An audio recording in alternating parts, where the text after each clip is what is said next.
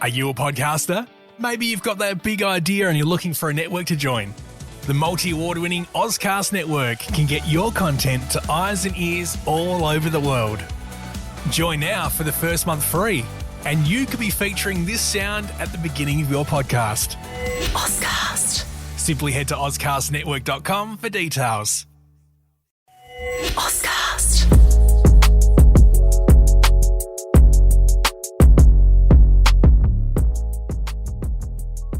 Welcome back to another episode of Just Podding Around. I'm your host, Trace Williams, and today I've got a guest, Jacob Edwards, a long-time mate of mine from the US. How you doing, bro? I'm doing pretty good, man. I'm doing pretty good. How about you? Yeah, I'm getting there slowly. So, for those who don't know, Jacob is a wrestler in training, as well as a hip-hop artist, which suits me well since I'm a fan of hip-hop as well as wrestling. So, as those who know from listening to the podcast, I love wrestling. So, yeah, we'll probably start with your wrestling. So, what got you into, well, first of all, what got you into wrestling as a whole? What turned you into fan? Um, I can't pinpoint it exactly. I know that from a very young age, my dad was watching wrestling a lot. Like whenever I was little, he was watching wrestling. In fact, it was like my fourth or fifth birthday after the Disney Tarzan movie came out. I'd gotten that on VHS for my birthday, and I distinctly remember my dad one day come home from work, and instead of us watching Tarzan, we popped on wrestling. He's like, "Are you sure you don't want to watch wrestling?" Yeah, we'll watch wrestling. Yeah, that sounds good. I think. Let's see. What? It's a blip in my memory, but one of the first matches I actually remember watching was Jeff Hardy and Jerry Lynn for the light heavyweight championship. That was a very long time ago. Yeah, yeah, it was like '01, I think. Wow, that was. See, I started watching wrestling in '04. So Eddie was WWE champion, and the World Heavyweight Championship was lost. So, Yeah. because Oh, in '04. Benoit was Wow. world champion. So Yeah, yeah, yeah. Yeah, I'm just '04. Wow, that's like prime years for me watching wrestling. I watched Eddie win the belt live, and I watched Benoit win the belt live, and wow, so really good time in wrestling, actually. yeah, so I started watching. I want to say round about the Great American Bash. So the Oh, first thing I vividly remember was watching the replay of Paul Bearer in the cement crypt. concrete crypt match. Yes, the handicap match between the Dudleys and the Undertaker. Yeah, that was good Oh times. my Good. God. You said Great American Bash '04, and I'm just like, oh, what a terrible time. What a terrible show to start with. Yeah, so I started on the Smack when the Raw the night after, so I didn't actually watch that show. Or Yeah. the Bash. I've watched it since, and that match, that whole storyline was what? How many times has Paul Bearer died in wrestling over the years? I mean, fucking Taker killed him, Kane's killed him fucking twice. Yeah, because I think in 2011, Kane locked him in a fucking freezer, in a meat locker. Yeah, yeah. Then he was pushed off the top of a scaffolding onto the. So it would have been like a 10-foot drop onto the cement floor while he was in the wheelchair. Oh fuck me! Jesus, wrestling is wild. Yeah, that, you're not wrong there. Good times. Oh, jeez. Just thinking about, yeah, some of the wild things that I watched growing up as far as wrestling is concerned, that's definitely up there. You had, I mean, Austin getting run over. Then Austin coming back and trying to murder Triple H with the forklift at Survivor Series, and wow, the, the things that happen in wrestling are not happening in any other medium. No, no. It's just it doesn't work. People look at it just like, what? No, he should be dead. Don't ask how he's Pretty alive. I much. don't know. I can't answer that. Uh, Pretty, yeah. So, but it's just, the amount of it's definitely changed since then. But whether it's for the good or not, I think honestly, I would say because I recently saw I think it was Chris Van Vliet's conversation with Simon Miller, oh in yeah, which he said that we're in like the new golden age of wrestling. Honestly, I think this is the best that wrestling has ever truly been. Like, as far as just the athleticism, the storytelling, and the effort that these guys are putting into it, it's just absolutely insane. Like, you don't get work like this back in the 80s. You barely got, like, you had some of your high flyers in the 90s and stuff, with the advent of, like, the cruiserweights and lucha being introduced to America, and then the Japanese style being introduced to America. And just, it's so much different, man. And yeah, even then, you're going to find different styles of wrestling, like, on the independent scene as opposed to what you're going to be seeing on television every week. pretty much, yeah.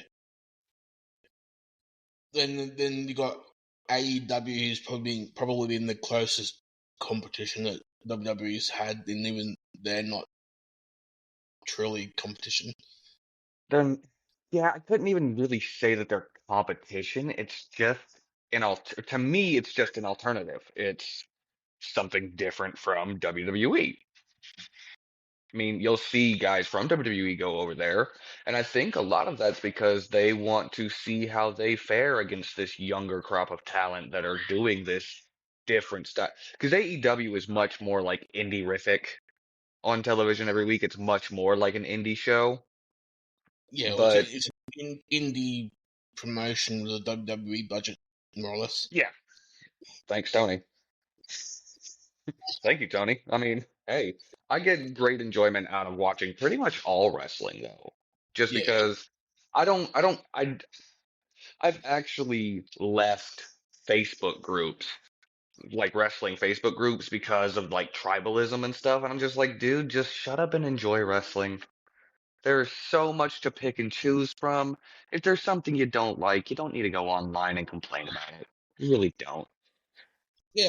Man, the amount of people I saw bitch and complain about Jay Uso winning the Rumble. I was wearing my main event shirt today.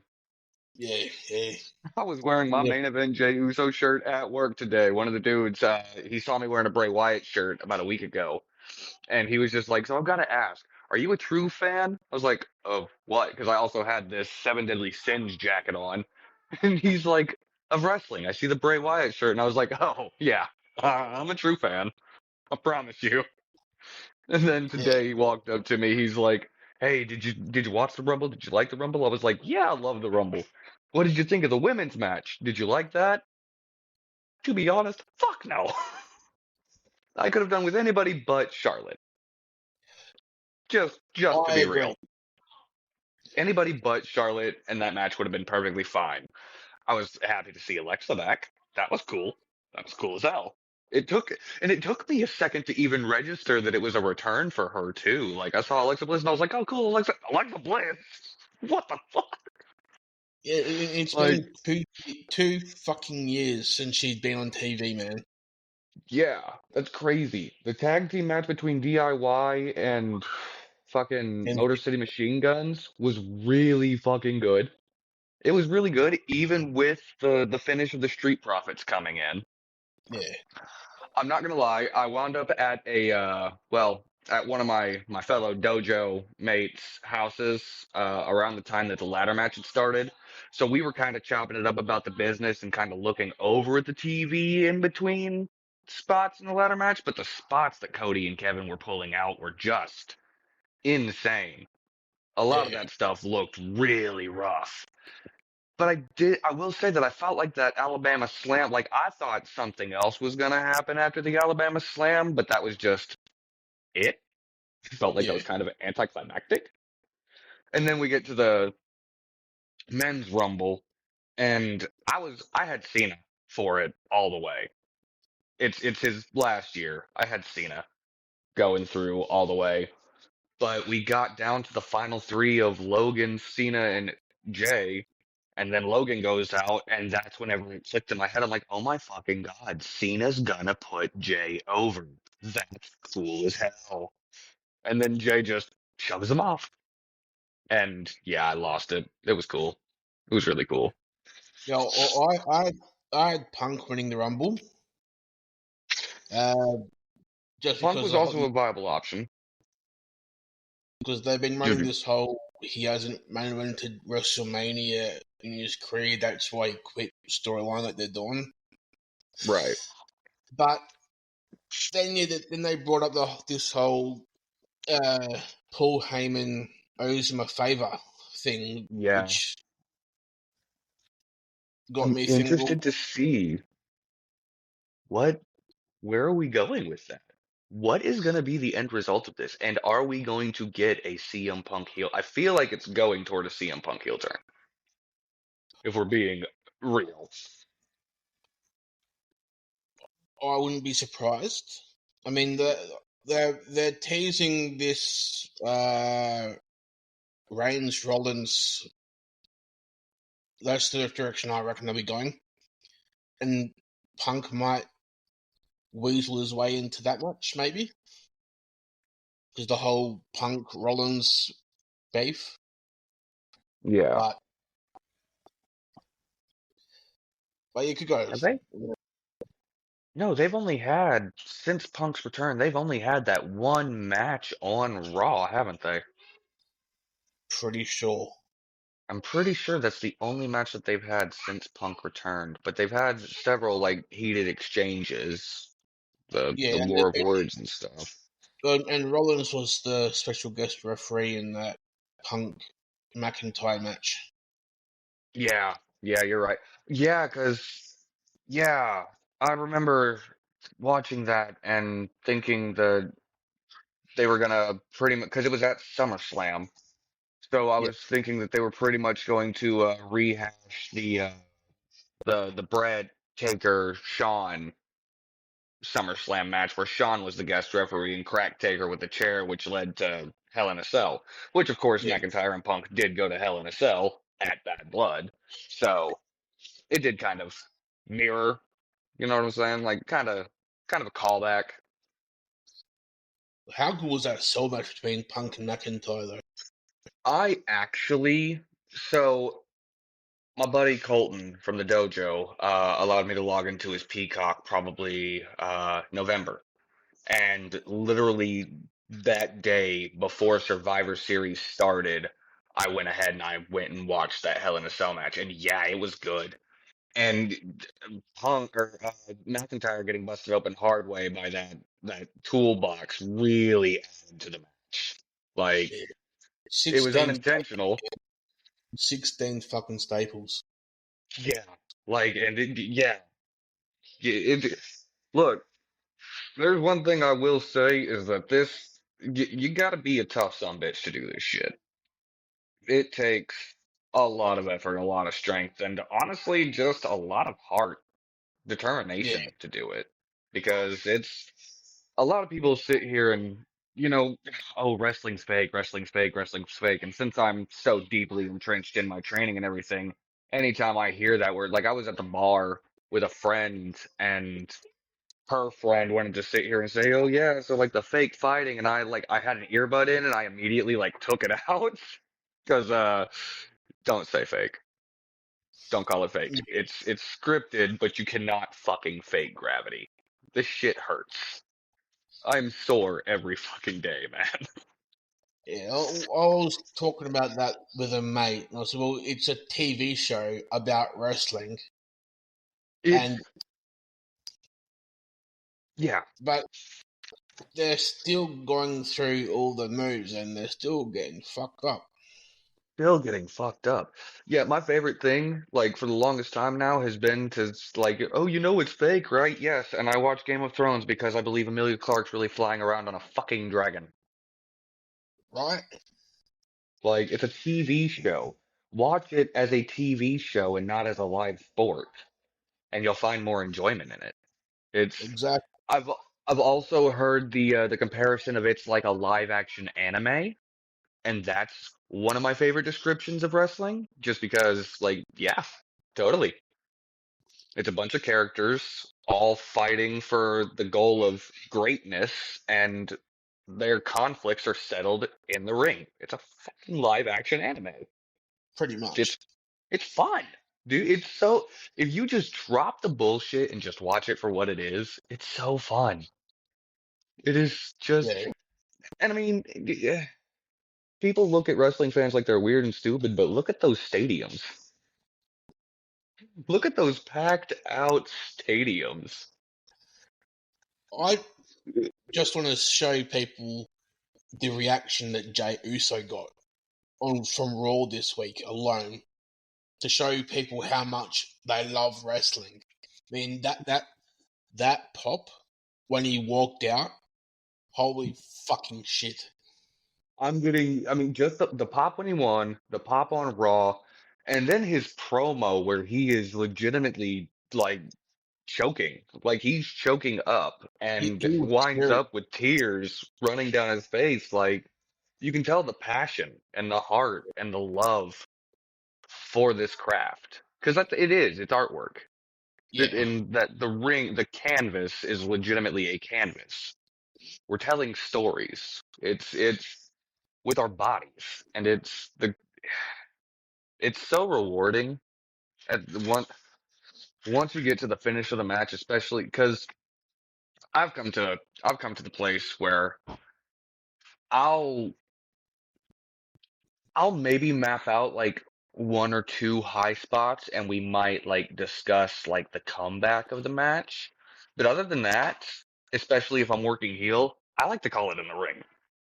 yeah, I like to call it in there and just pretty much do what I'm feeling. Because if I try to map out an entire match, about the third or fourth bump in, I've lost it. It's gone.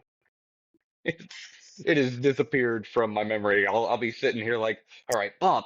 What was the next move? Fuck. Like,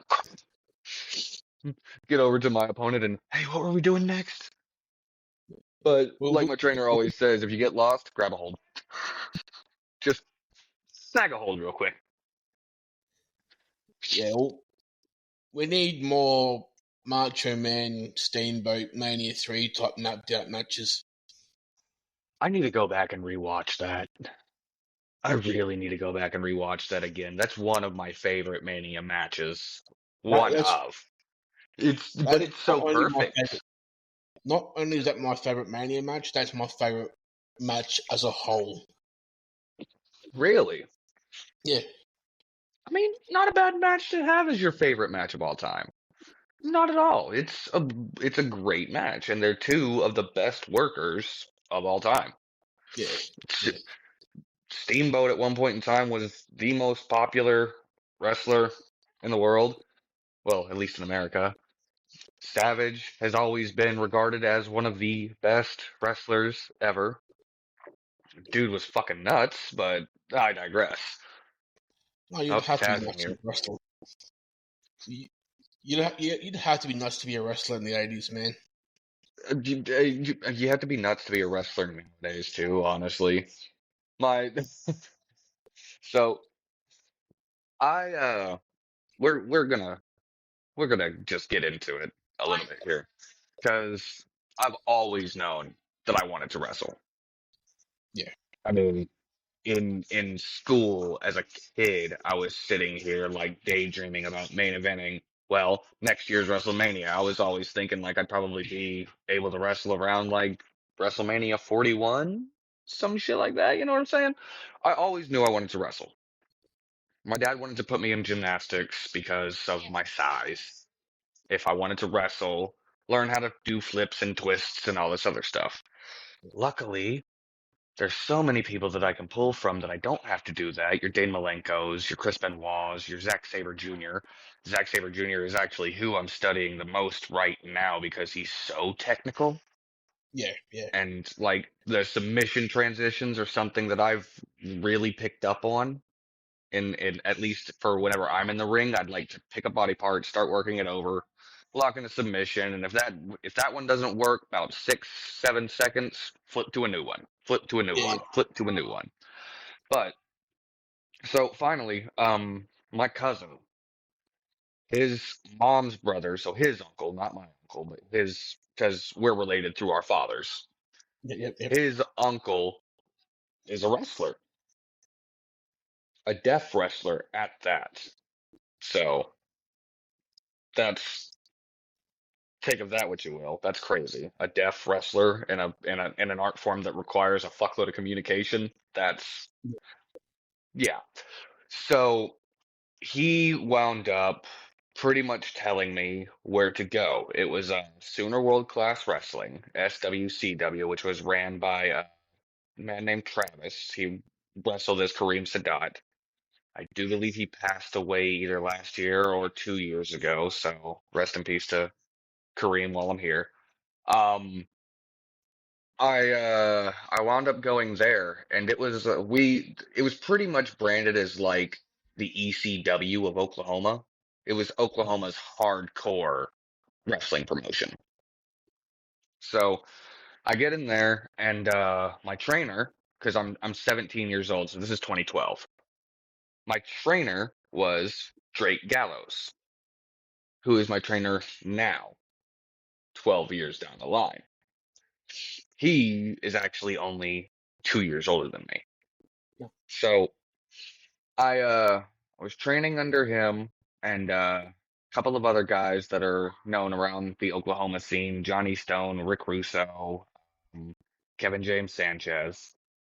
I was there for probably about a month and a half, 2 months. My dad was going through a divorce at the time, so we were sleeping at my uncle's house.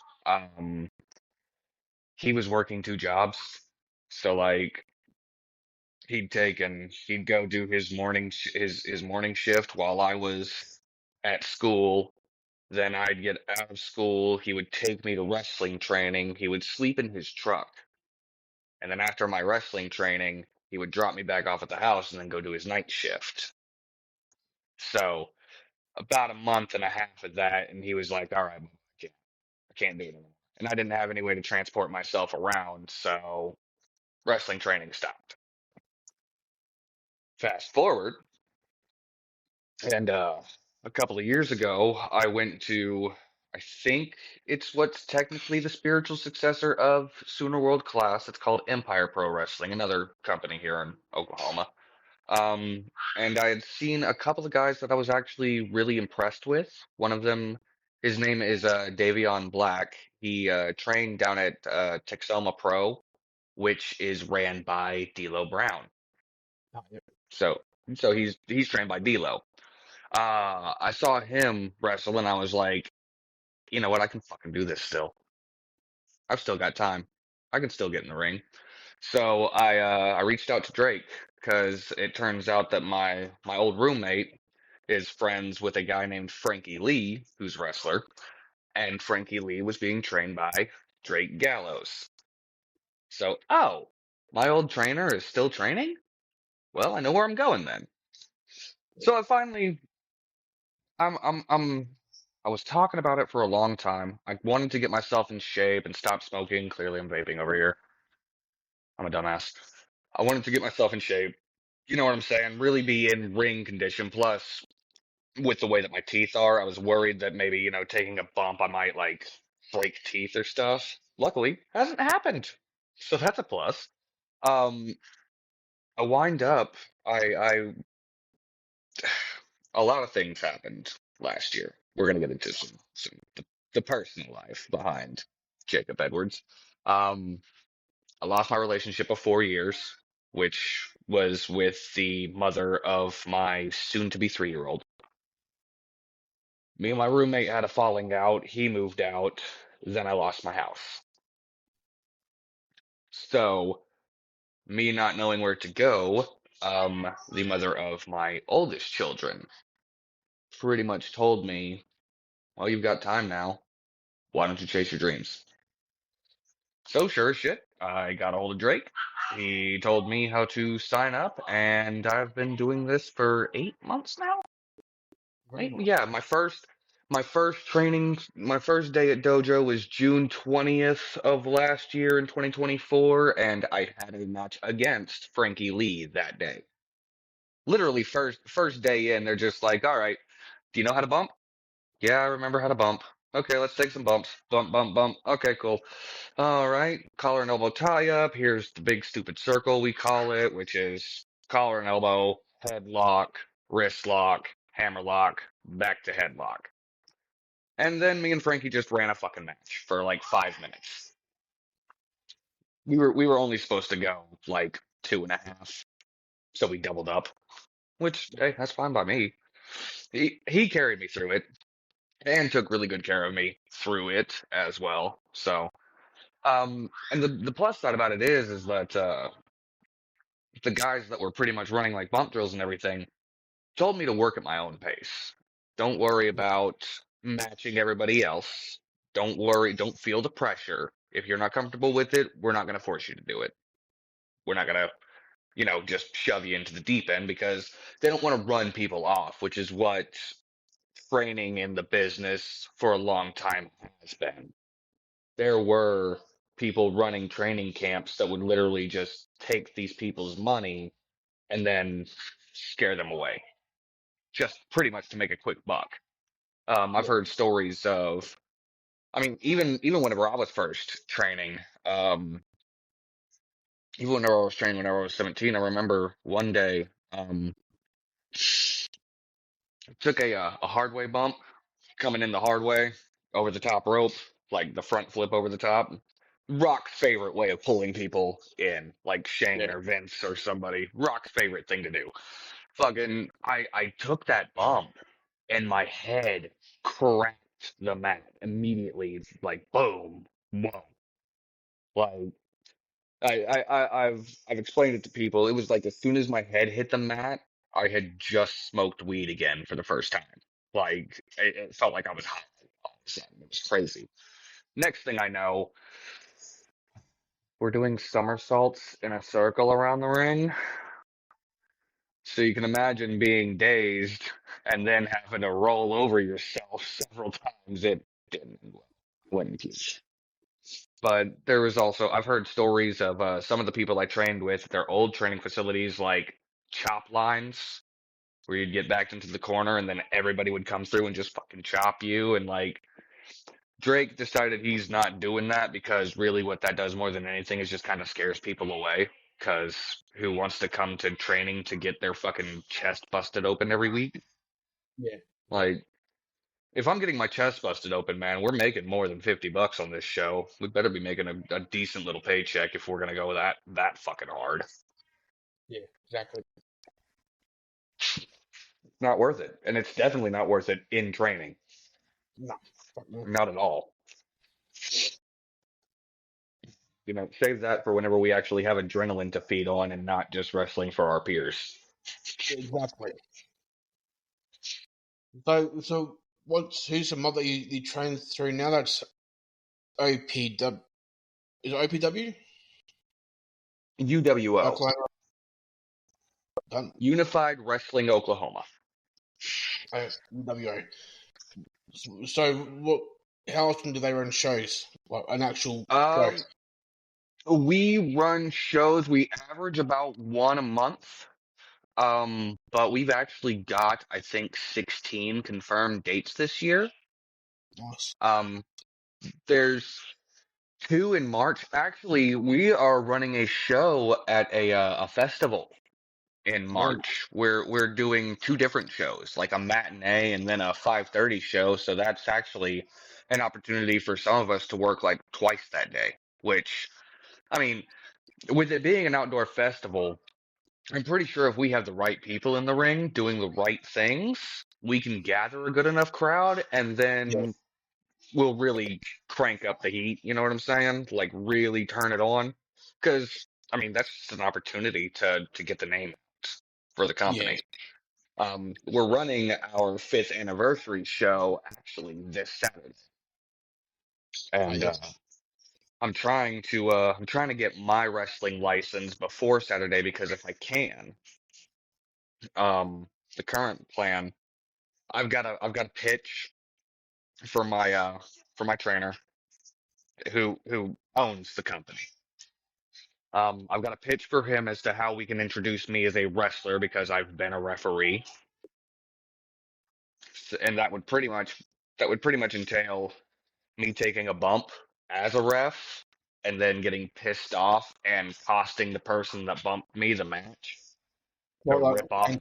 like Shane Crawford back in TNA. Yeah, Do you remember yeah. that storyline? I actually don't. No. Run it for me. Okay, What so happened there? Shane Crawford is a Canadian wrestler who made it big in Puerto Rico. So he's a wrestler. He wrestled mainly in, I think it was for WWC, Carly Colon's promotion. Yeah. Made it big there.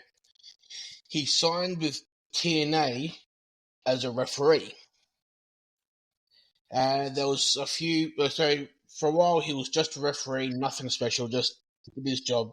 But for I want to say a solid 2-3 months, he'd take a bump in the ring, and then he'd start flipping out, attacked whoever bumped him, and he'd start doing all the running the ropes and doing bumps and whatnot.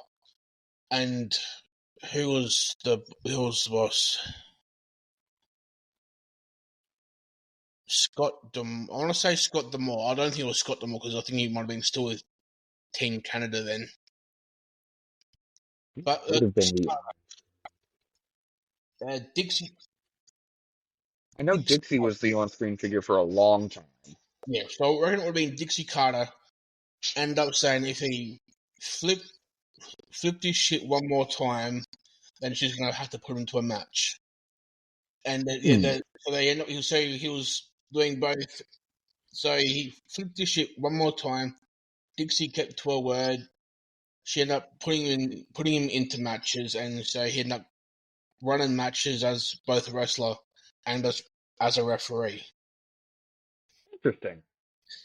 So that's actually wow. Hmm.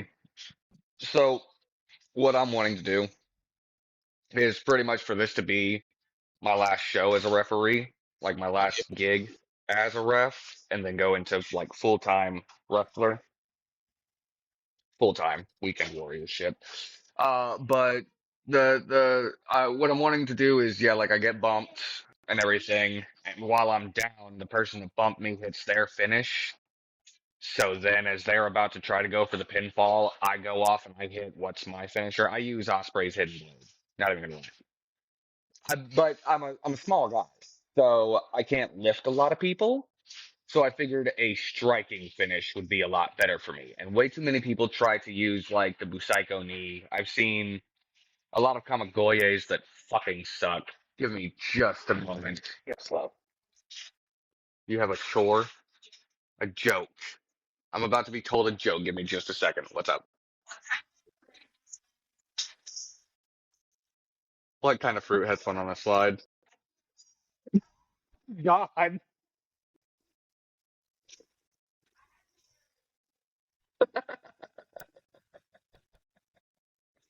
Oh, I love that woman. Jesus Christ.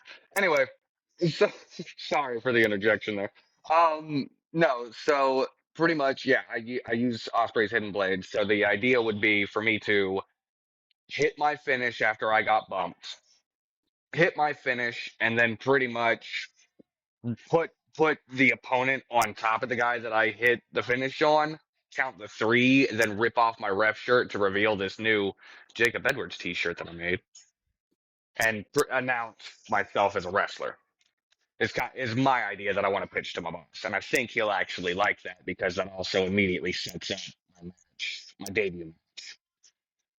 But aside from that, he also wants me to get my my wrestling license because we're doing a dog collar match for the main event of this show, and he's planning like a big old like WrestleMania style, like WrestleMania last year, like just run in, run in, run in, run in, run in, like the big wild brawl shit that's gonna pull like have all the faces and heels pour out of the locker room plus the referees.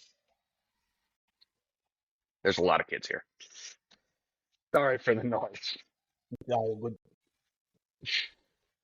But yeah, so I'm really working on trying to get that taken care of because yeah, and that also opens up a lot of doors because then I can start taking bookings around Oklahoma or like if he like says, hey, I'm going to the show up in Tulsa, no guarantee you'll work, but there's always a chance, you know what I'm saying? Then I can just ride up with him to Tulsa and then, hey, we'll put you in a match.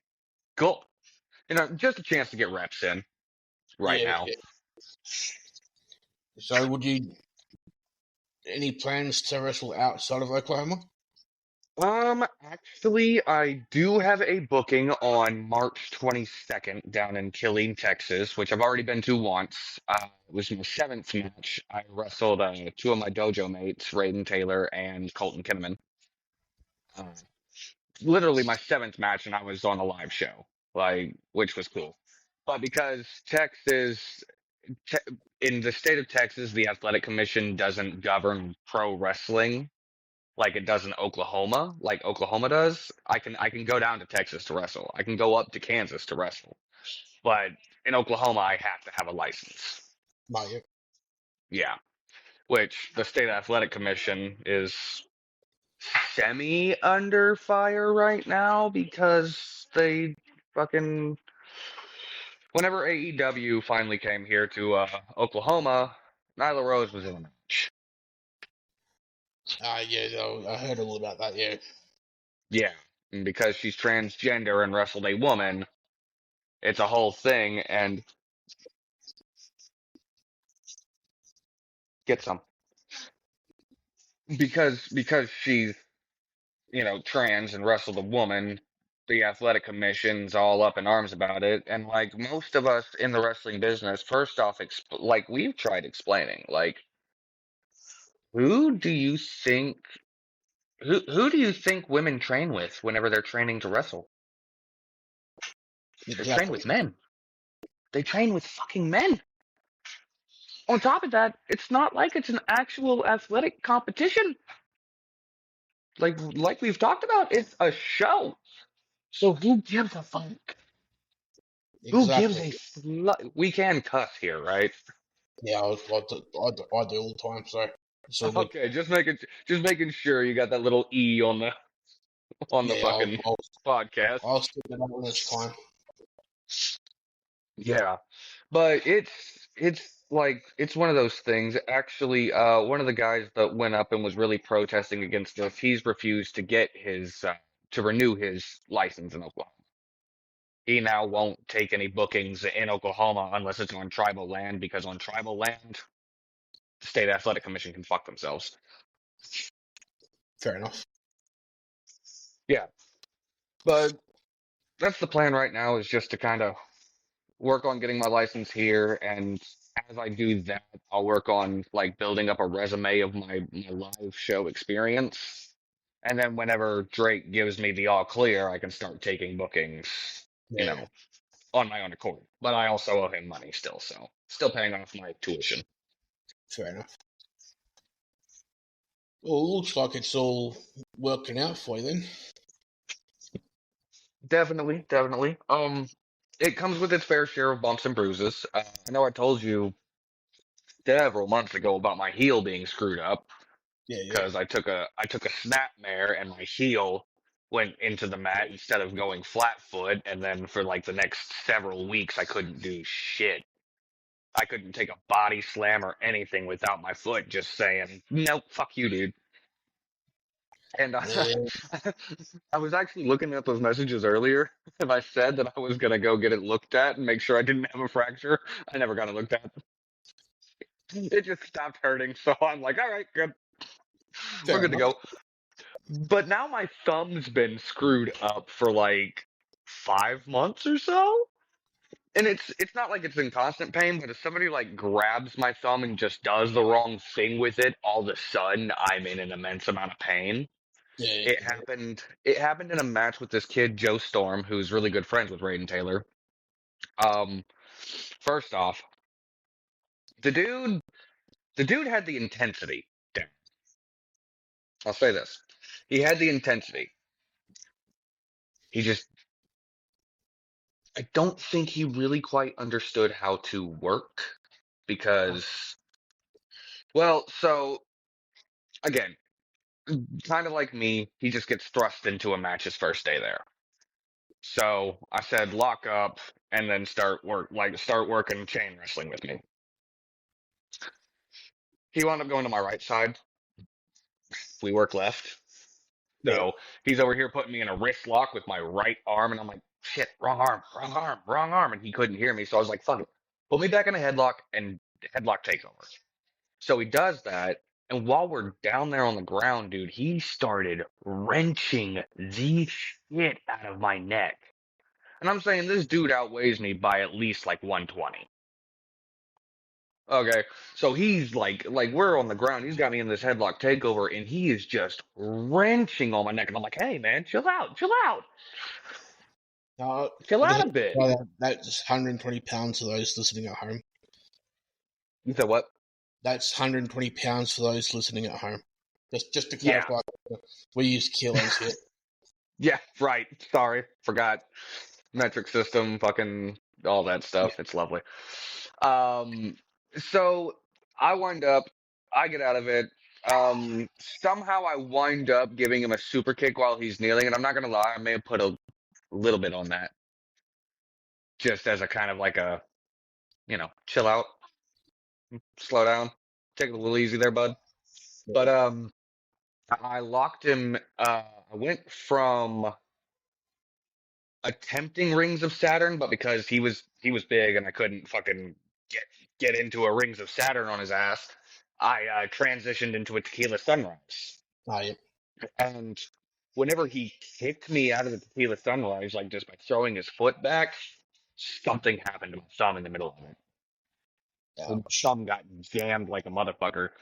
And then went took a TKO from him. Nah. And the timing was off.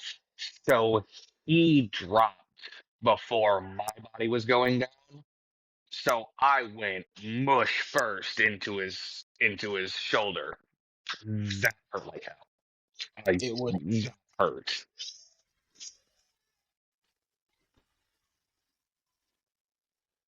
Gotta love kids.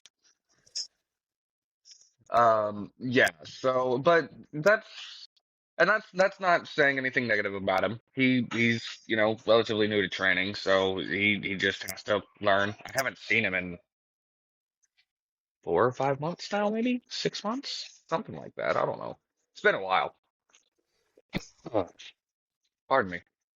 Been dealing with the fucking something's going around Oklahoma right now, so a little Fair messed enough. up. But yeah, other than that, pretty much everybody that I train with is pretty well versed in what we do. Um, I need my boy Slade, and Slade, if you're watching this, love you, homie. But chill out on some of your right hands there, bro. You cracked me a couple of times. He's intense. He's smaller than me, so he's got a lot of like energy. I'm over here just like let's slow it down. Yeet. Let's slow it down. I saw what I did with my hands. I had to, No, so but we don't have to go so hard all the time. We can take it easy. I like taking it easy. Hey, I need y'all to go.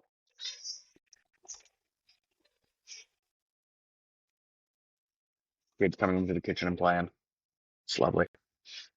because I don't have anywhere to go in here. I have nowhere else to go here, so I'm just kind of like right here. It is what it is. Um, One of yeah, the joys I have of living on my own.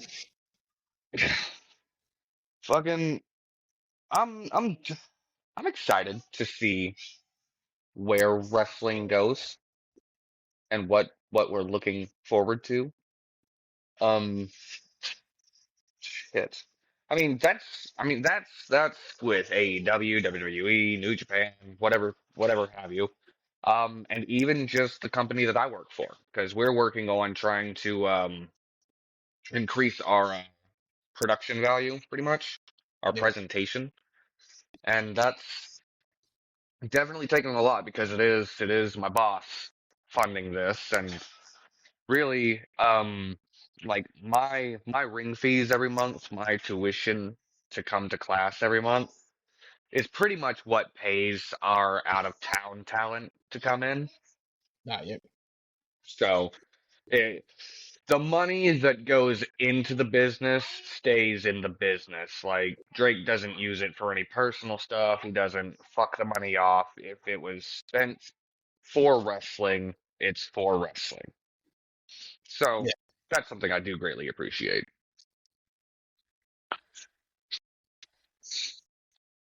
I just asked you guys to go on. Thank you. The The joys six of of them. kids. Oh, the loveliness of kids. Give me just a second. I need a drink. Yeah, I can still hear you though. You're in my ear. yeah. So, any plans of coming to Australia to wrestle? And we got a pretty good scene down here.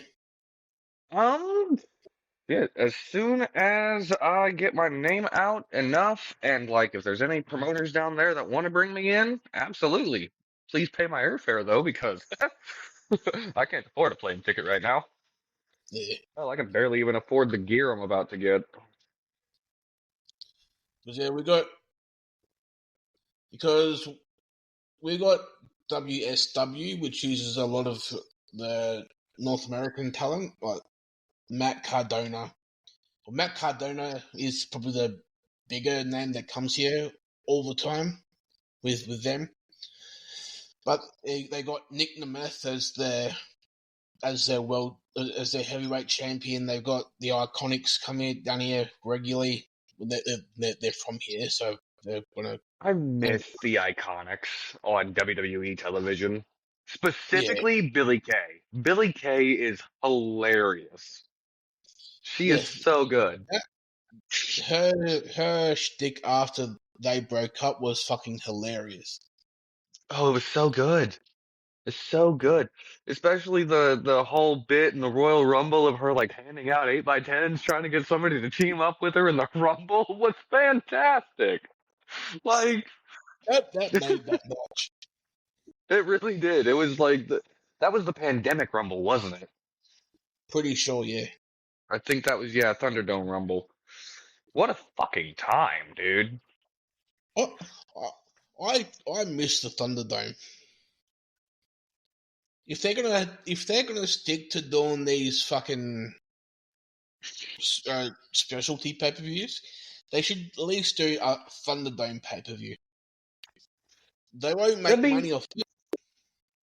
I mean, they won't get a gate off of it, absolutely not. No.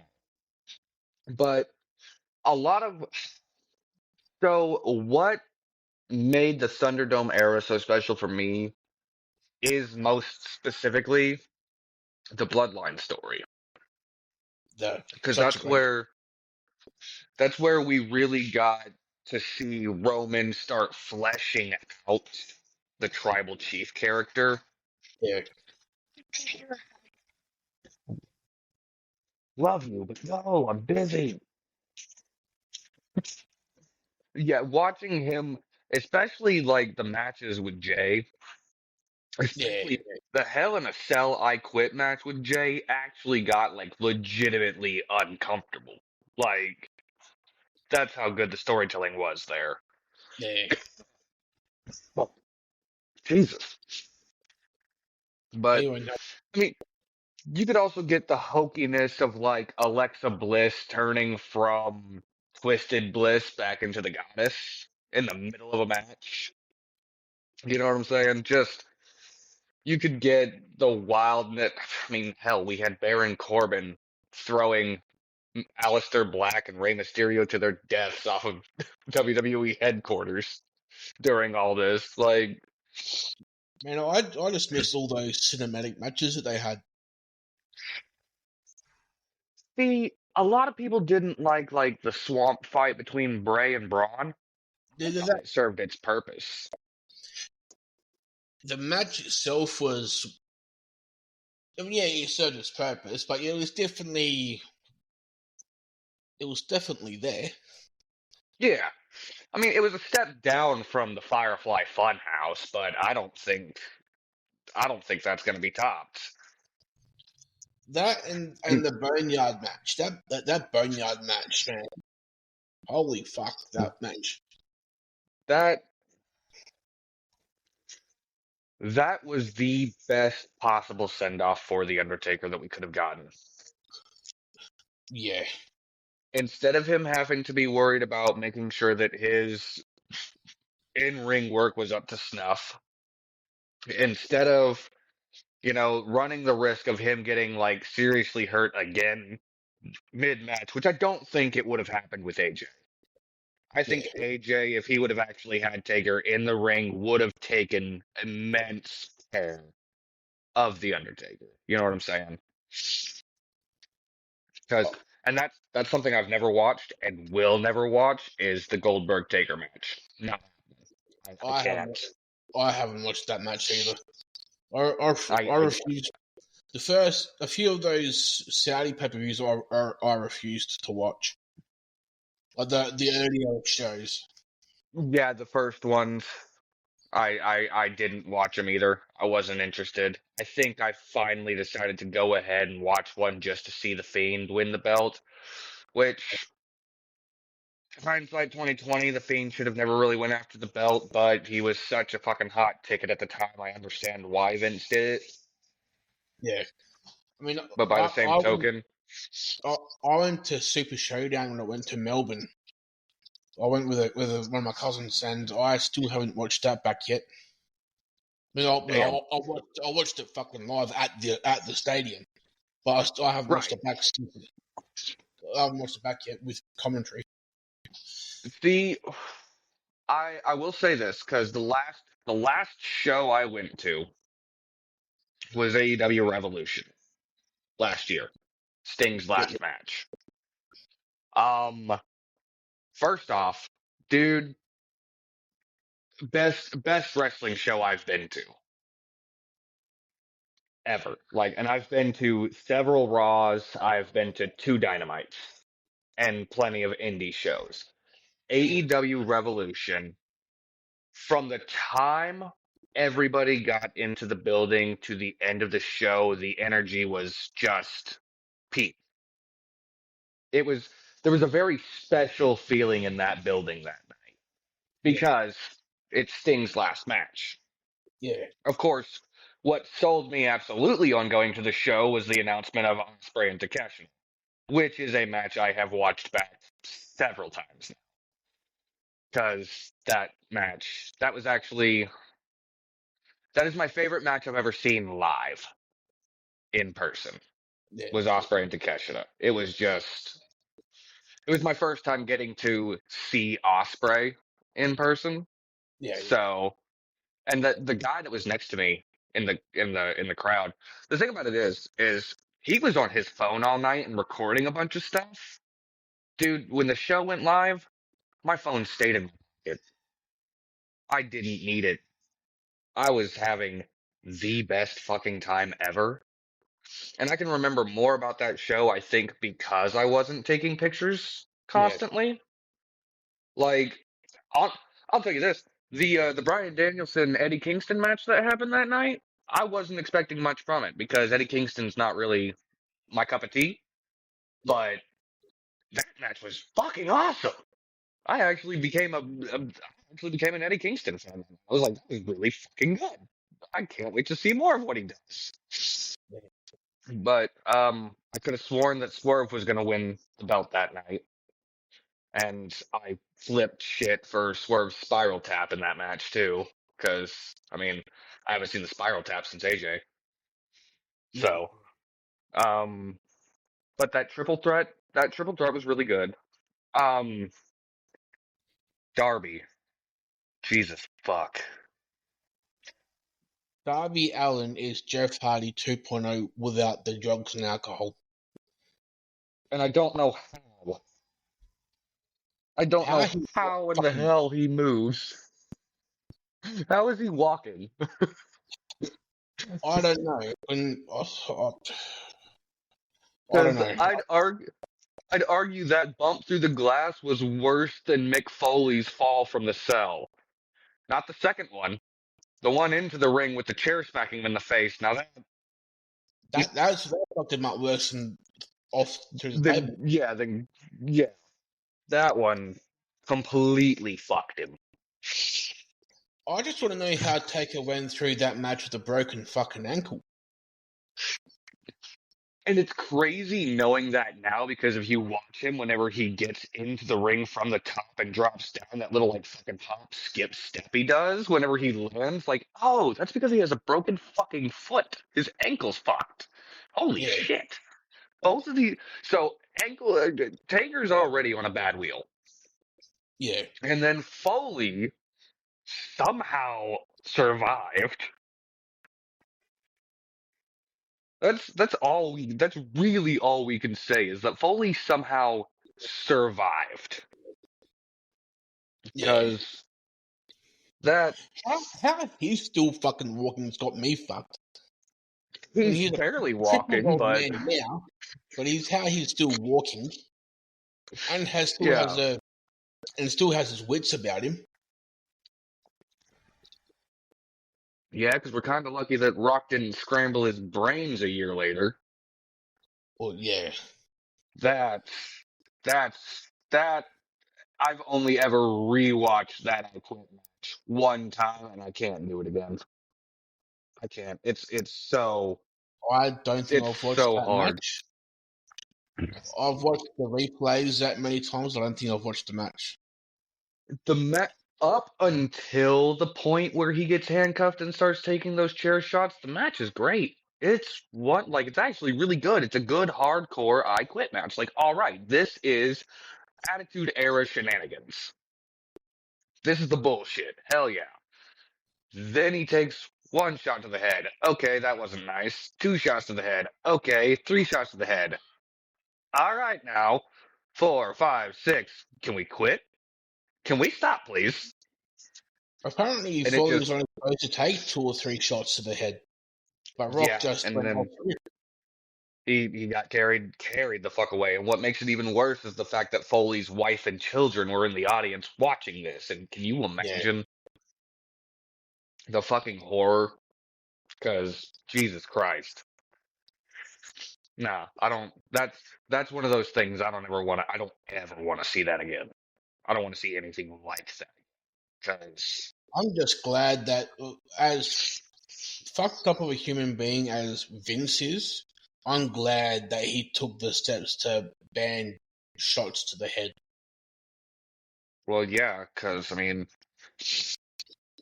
thanks to Christopher Nowinski, we know that Benoit had a brain resembling an 80-year-old Alzheimer's patient at the time of his death. And Yeah. if he hadn't done what he did when he did it, he probably only had 6 months left anyway.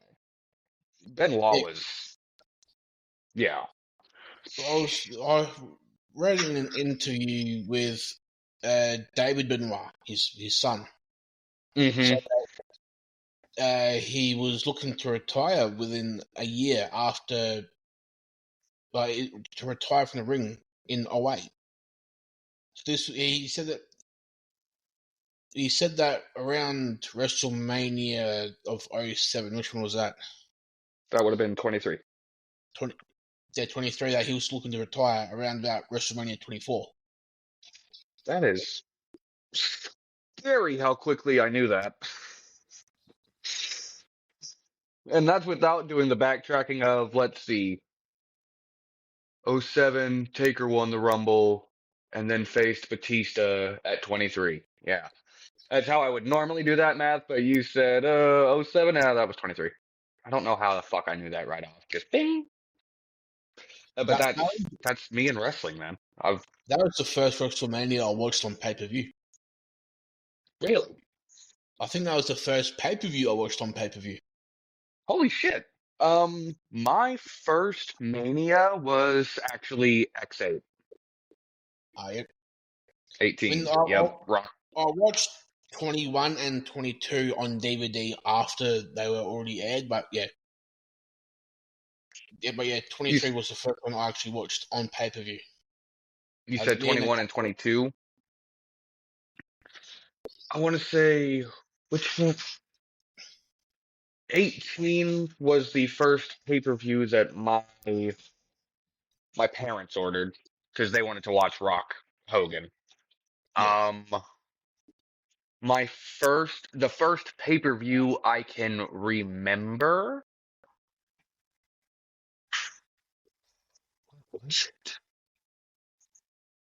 I think the first pay-per-view I ever watched may have been SummerSlam 2001.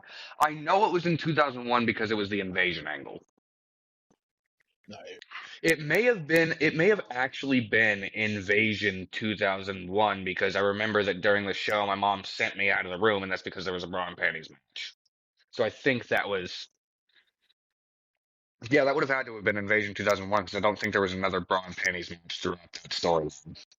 no, There may have been. There were bra and panties matches every other fucking week. yeah, pretty much.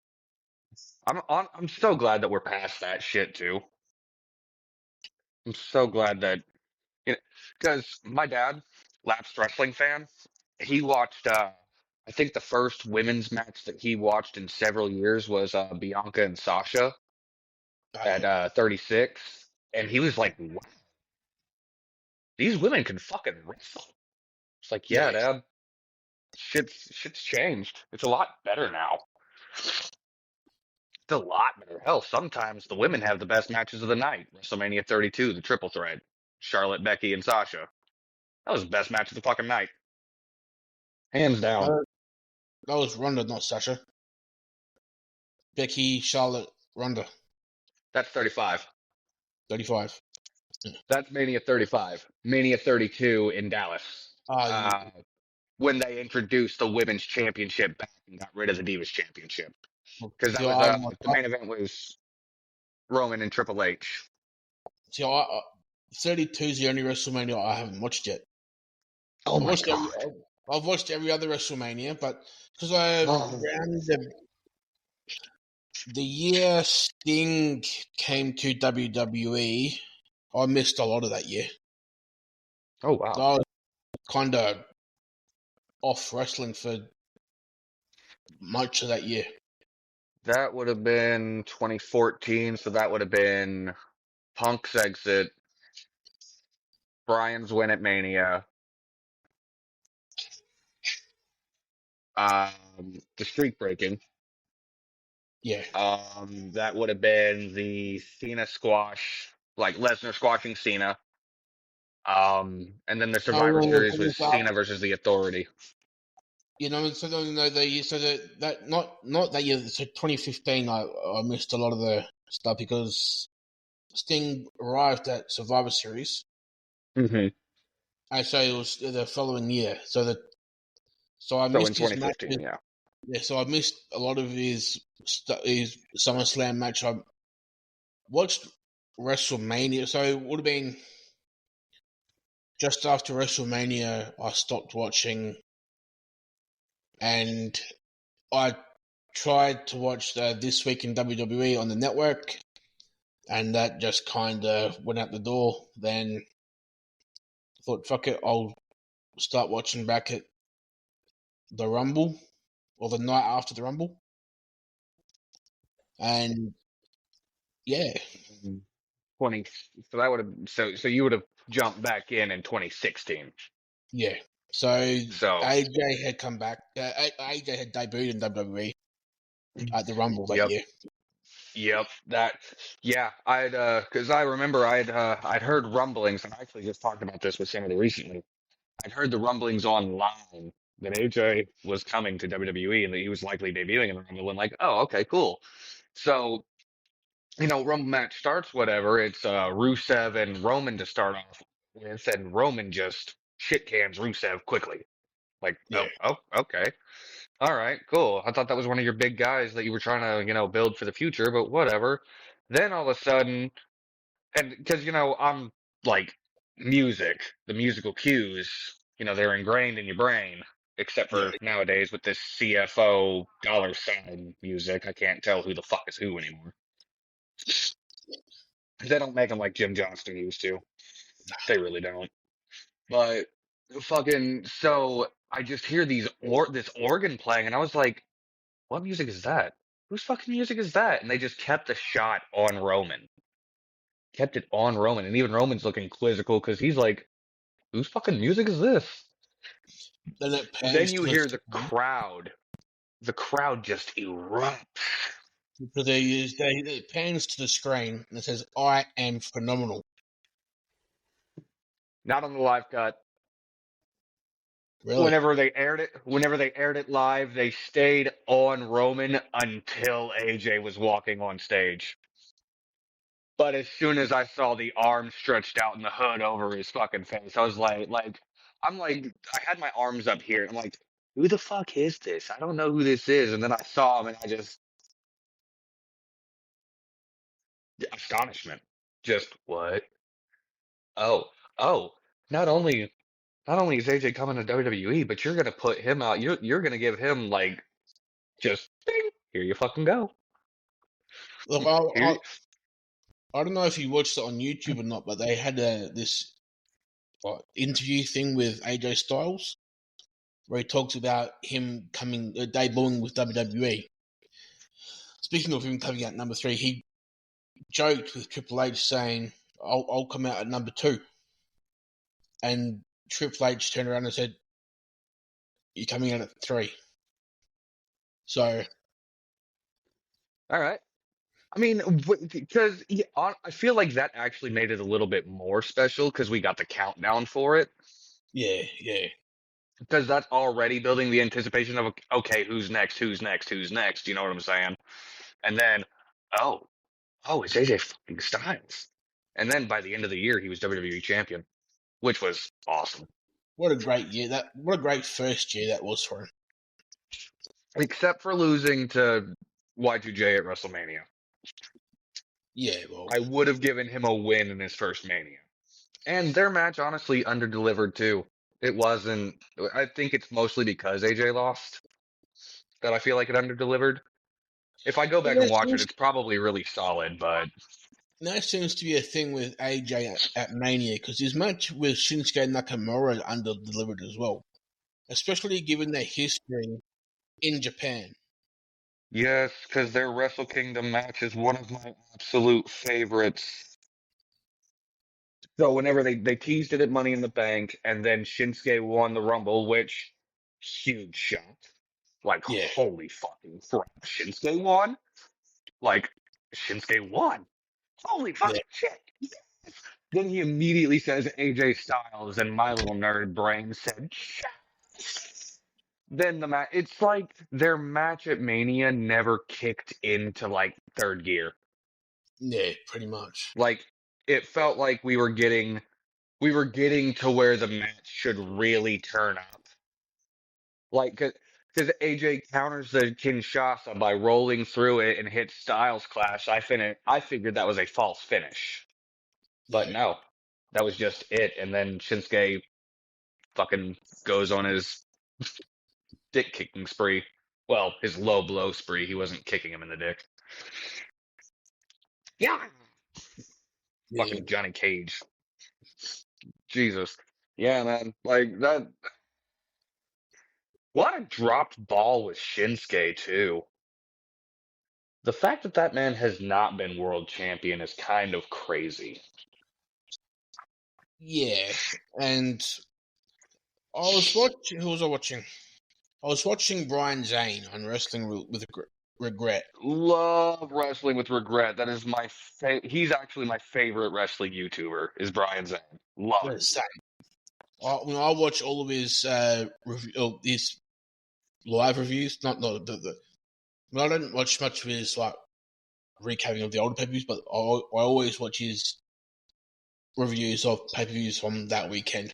So I was watching his review of the Rumble, this year's Rumble, Yeah. and he mentioned Shinsuke and how he's a US champion and how he does anytime he wins a championship, he doesn't fucking defend it.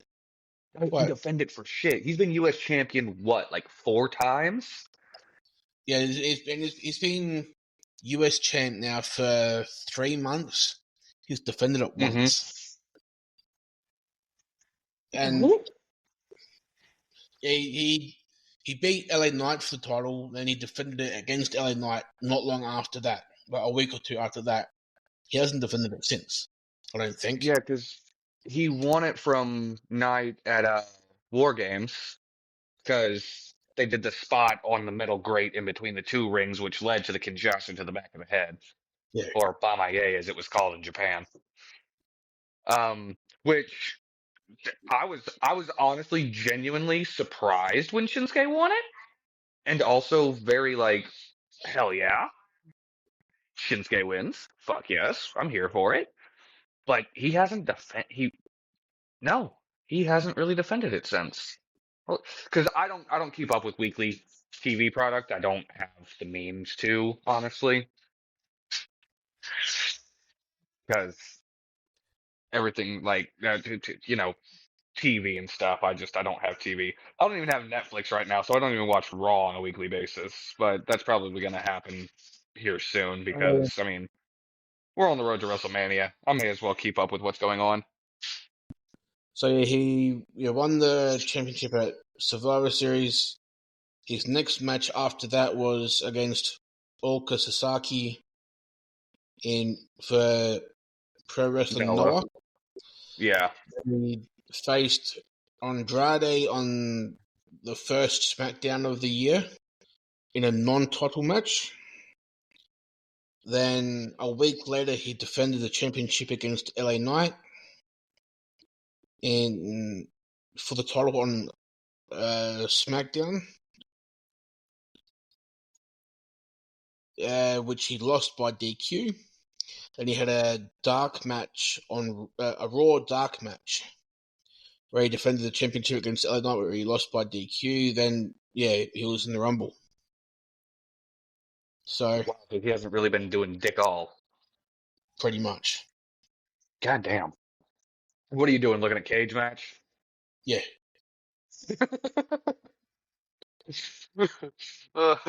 That's funny. It's just I just thought about it because and I was like, you know what? How would I figure out all these answers? Oh yeah, Cage Match. Which you can find my name on Cage Match too if you go to UWO. If you look at their results, you'll see my name in their shows. It's actually kind of cool. It's cool. My name is on the biggest wrestling database in the world. No, son, I have not been in a cage match. There is a website called cagematch.net. I think it's net. Yeah, .net. Yeah, cagematch.net, which is the biggest wrestling database in the world, and it's pretty much a bunch of people just kind of keeping track of all the wrestling events that go on around the world. When was your last match? My last match, what it would show on there would be on UWO from last week. I had a match against Raiden Taylor. Yeah, it's really interesting trying to find it too. Like Unified Wrestling Oklahoma. From the 31st of the 1st, 2025 in Guthrie, Oklahoma. Mm-hmm. Frankie That's Lee, exactly where it's at. Dale Reeves, Raiden Taylor defeats Jacob Edwards, and Bo Betten defeats Bang Bang Bennett and Will Chambers for the UWO Dojo Division title. Yep, that was UWO DG Dojo episode 50. That was our 50th episode. Yep. So we're just now coming up on the first full year of Dojo, Yep. which is cool. But with that one, I'll just throw in this little anecdote. Raiden shit himself on the finish. Really? He hit me with a T-bone. And I don't know if it was whenever he lifted me for the T-bone or whenever we took the bump, but he shit himself. Fair enough. Fair enough. It's fantastic. It's so fucking funny. Because he, like, literally, he pins me. He's like, "You good, Bob?" I was like, "Yeah, I'm good, man. How about you?" "Oh, I'm good. I shit myself." Fuck. All right. So, yeah, there's a story in the ring. Very nice. Yeah. Fun times. Give me just a second. I'm gonna go try to fucking get a cigarette. Because this vape ain't doing it. Be right back. Yep.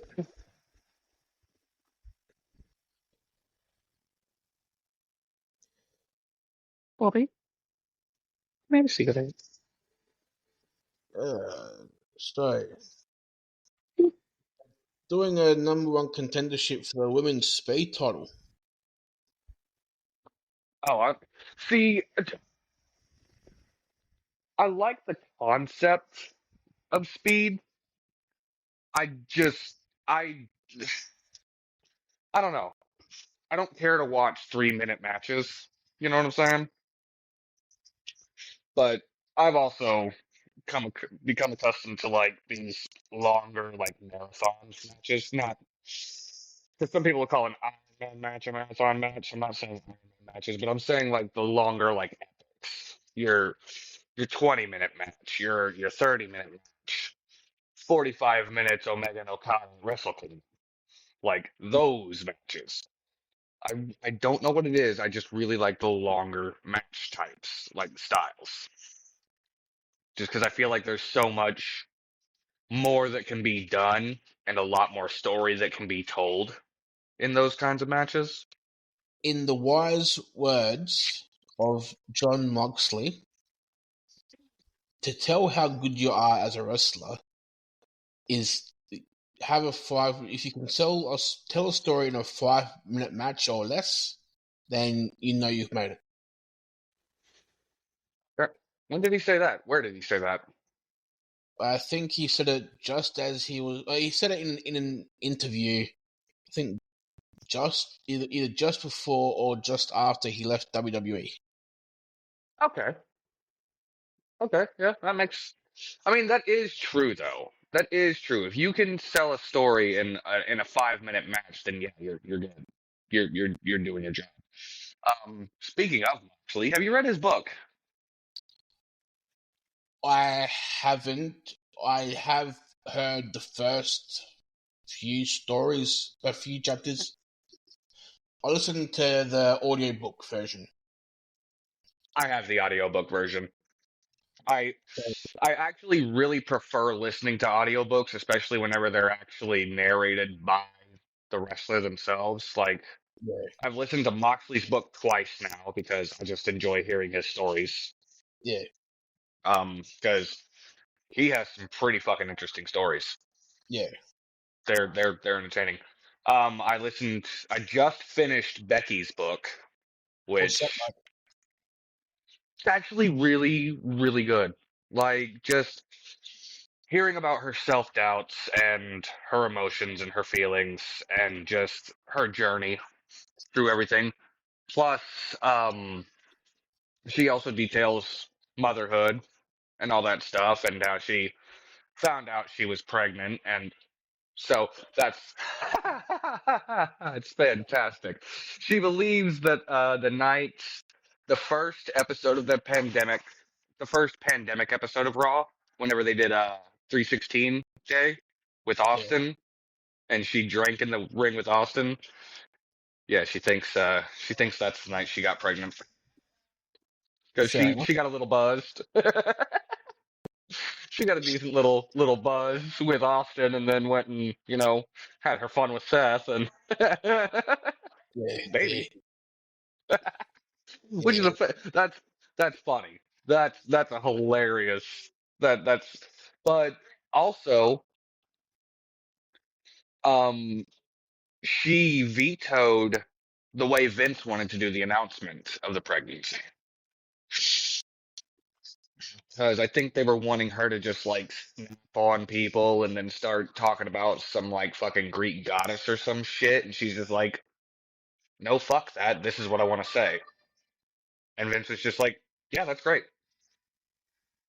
Which I Is it think is it was sad that amazing. is it sad that my first thought was that Vince was going to suggest that he was the father? I Going mean, by it's bad enough. I can guarantee that I know that you're thinking what I'm thinking, judging by your reaction. The fact that on the McMahon DVD from like 2007, it was revealed that he pitched to be the father of Stephanie's kid. Yeah. And then as soon as she said "fuck no," he turned around and said, "Okay, well, what about Shane?"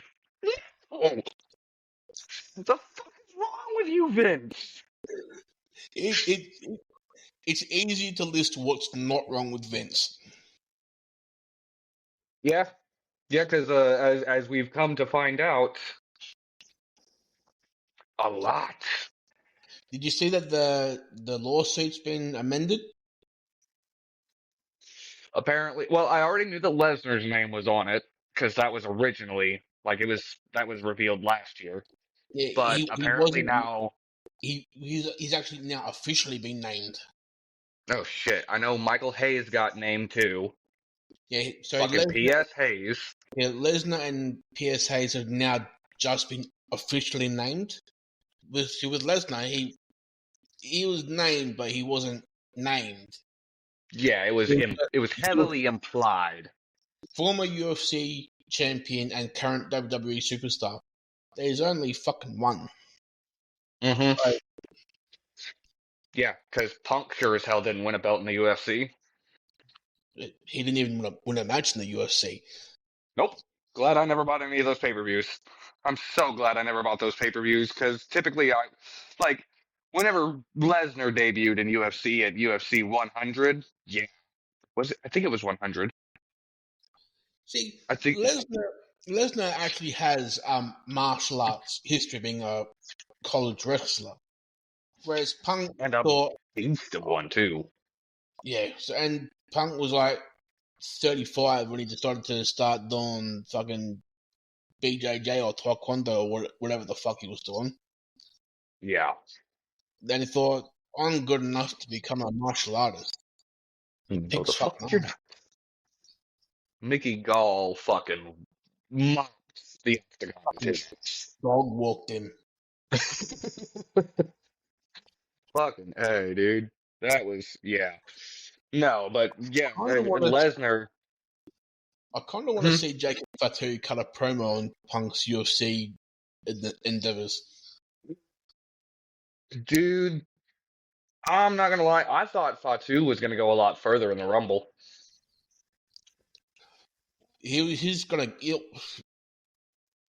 Jacob Fatu's got a bright future, man. Yeah, he does. And I mean, it's a hell of a turnaround for him too, considering the fact that he was fucking in prison and all that shit, living a terrible life, and now, I mean, within a matter of months since his debut, he's one of the most over people on the roster, and he's a heel. Yeah. Because look at the big man move, and just his mannerisms, the way that he is, he's entertaining is the biggest thing. Not long after he debuted with WWE, or within the first couple months, I looked him up on YouTube to see some of his like MLW, WXW stuff, and just to see, because everyone was hyping up his promo skills. So I was like, I'll watch some of his early pre-WWE promos, and man can fucking talk. So I know that he's got a couple of like those like backstage walking promos that they'll do like whenever they're on their way to the ring or whatever. Like I know that he's like gotten like a lot of people have said really good things about like those. But I've never seen any of his I've seen highlights of him in the ring in MLW. And yeah, because I knew who he was before he debuted, just because I had seen like those highlights and stuff, him and Zilla. As soon as he popped up on screen, I was like, "Oh shit, here we go!" Because this guy's gonna be a major player. Yeah, well, I'd recommend watching because Solo after the whole tribal combat thing between Solo and Roman. Solo came out to the ring a few weeks later to talk. He said nothing worked out. Then Jacob Fatu ended up cutting a promo, which was his first in-ring promo. And yeah, he was pretty good, man. I'd recommend watching his MLW promos, man. They're some of the best promos you'll watch. Oh yeah, I'll put that in the list. I'm not even really able to watch wrestling right now because I'm so focused on trying to do the UWO media stuff for Yeah, Drake. Because somehow I wound up fucking roping myself into becoming one of the social media managers for the UWO, which, I mean, honestly, if I can add more value to the company, then it puts me in a better position. yeah, So I'm not really, I'm not complaining. It's just, I prefer tasks like that whenever it's more of a passion project kind of thing and not something it's just like, need this done, need this done, need this done. You know what I'm saying? yeah. Because I've always really loved video editing, and I've always been really good at video editing. Fair enough.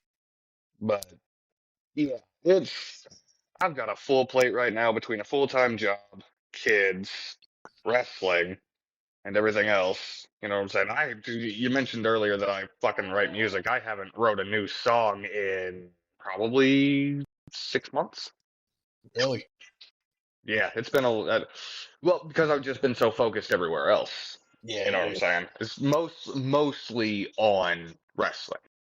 yeah. Because now that I'm actually in the business, it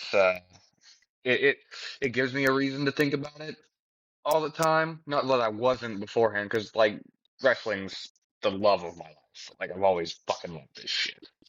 Yeah. And you sit here and say a year, and I can just spout off shit that's happened. I mean, I've been wanting to start up like a wrestling YouTube channel for the longest time.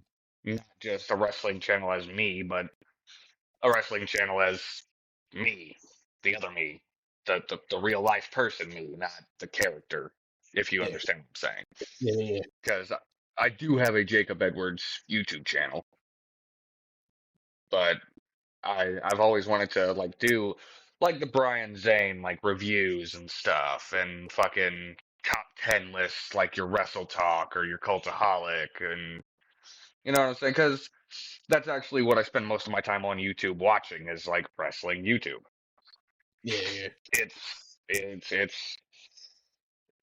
an obsession. It really is, and I think that's kind of a lot of wrestling fans are like-minded in that sense. We're all just kind of obsessed with this. It's like its own little bubble. Pretty much. It's like an exclusive club, and like the reason I say it's like Fight Club, because you don't talk about it to just anybody, No. but people that are there, you can talk about it with. You know what I'm saying? Like I see the timestamp on this. We've been going at this for damn near an hour and a half already, and Yeah. still have so much shit we can talk about. You know what I'm saying? That's what's so great about wrestling. Pretty much, yeah. Is that it's this ever expanding medium of entertainment that anybody can find anything like something to like. You know what I'm saying? If you like melodrama, I will point you directly to the Bloodline story. Here is 5 years worth of captivating television. Family drama, a hierarchy. It's crazy. But then you can also throw in the Sami Zayn saga of the Bloodline story, and you get your comedy. I love going back and rewatching the Usi promo just because watching Right. everybody in the ring I know it's break. great.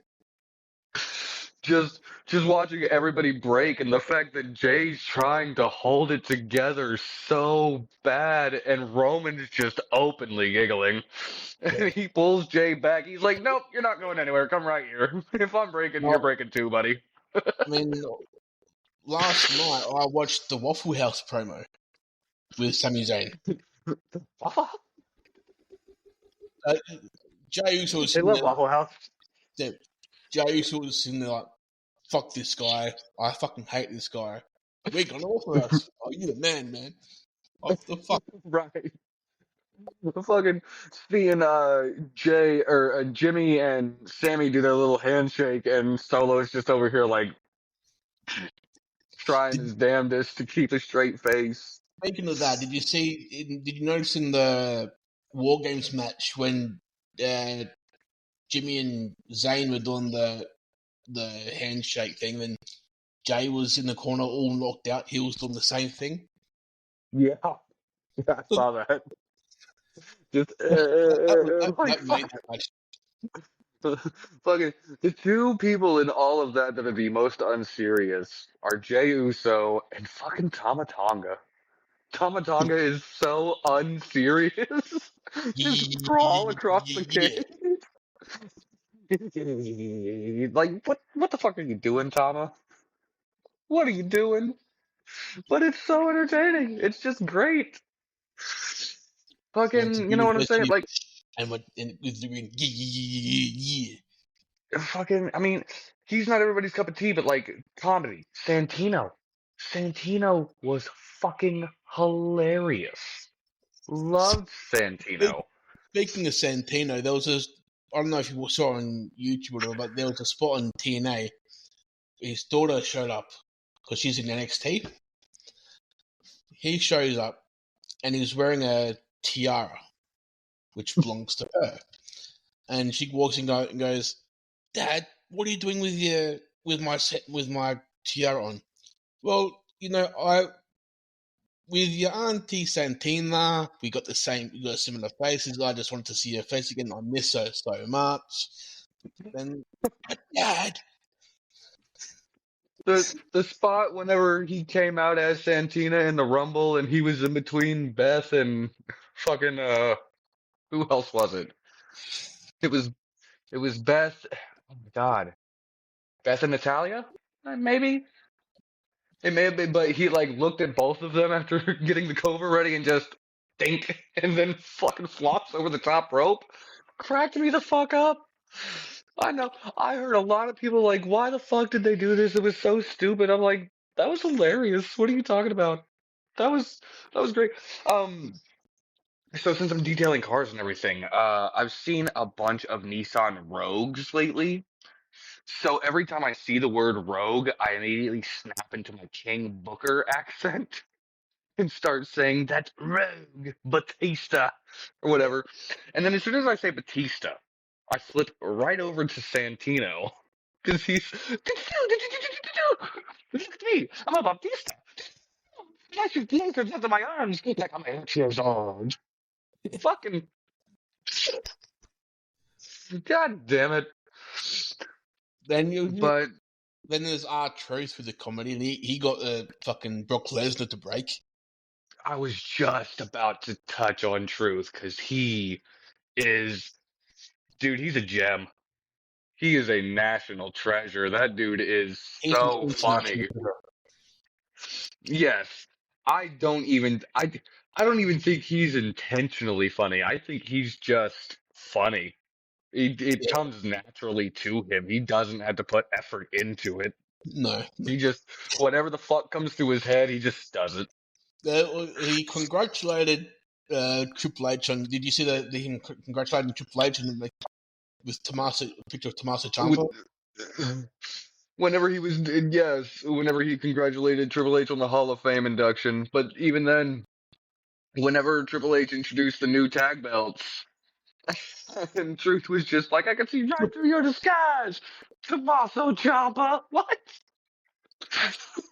Triple H is here. Where's Triple H? That's Tommaso Ciampa. Fuck. Like, what in the world? To the point that it was such a good joke to the point that DIY cosplayed as DX at Mania. That's fantastic. That's funny. They're Yeah, just rolling with it. I love it.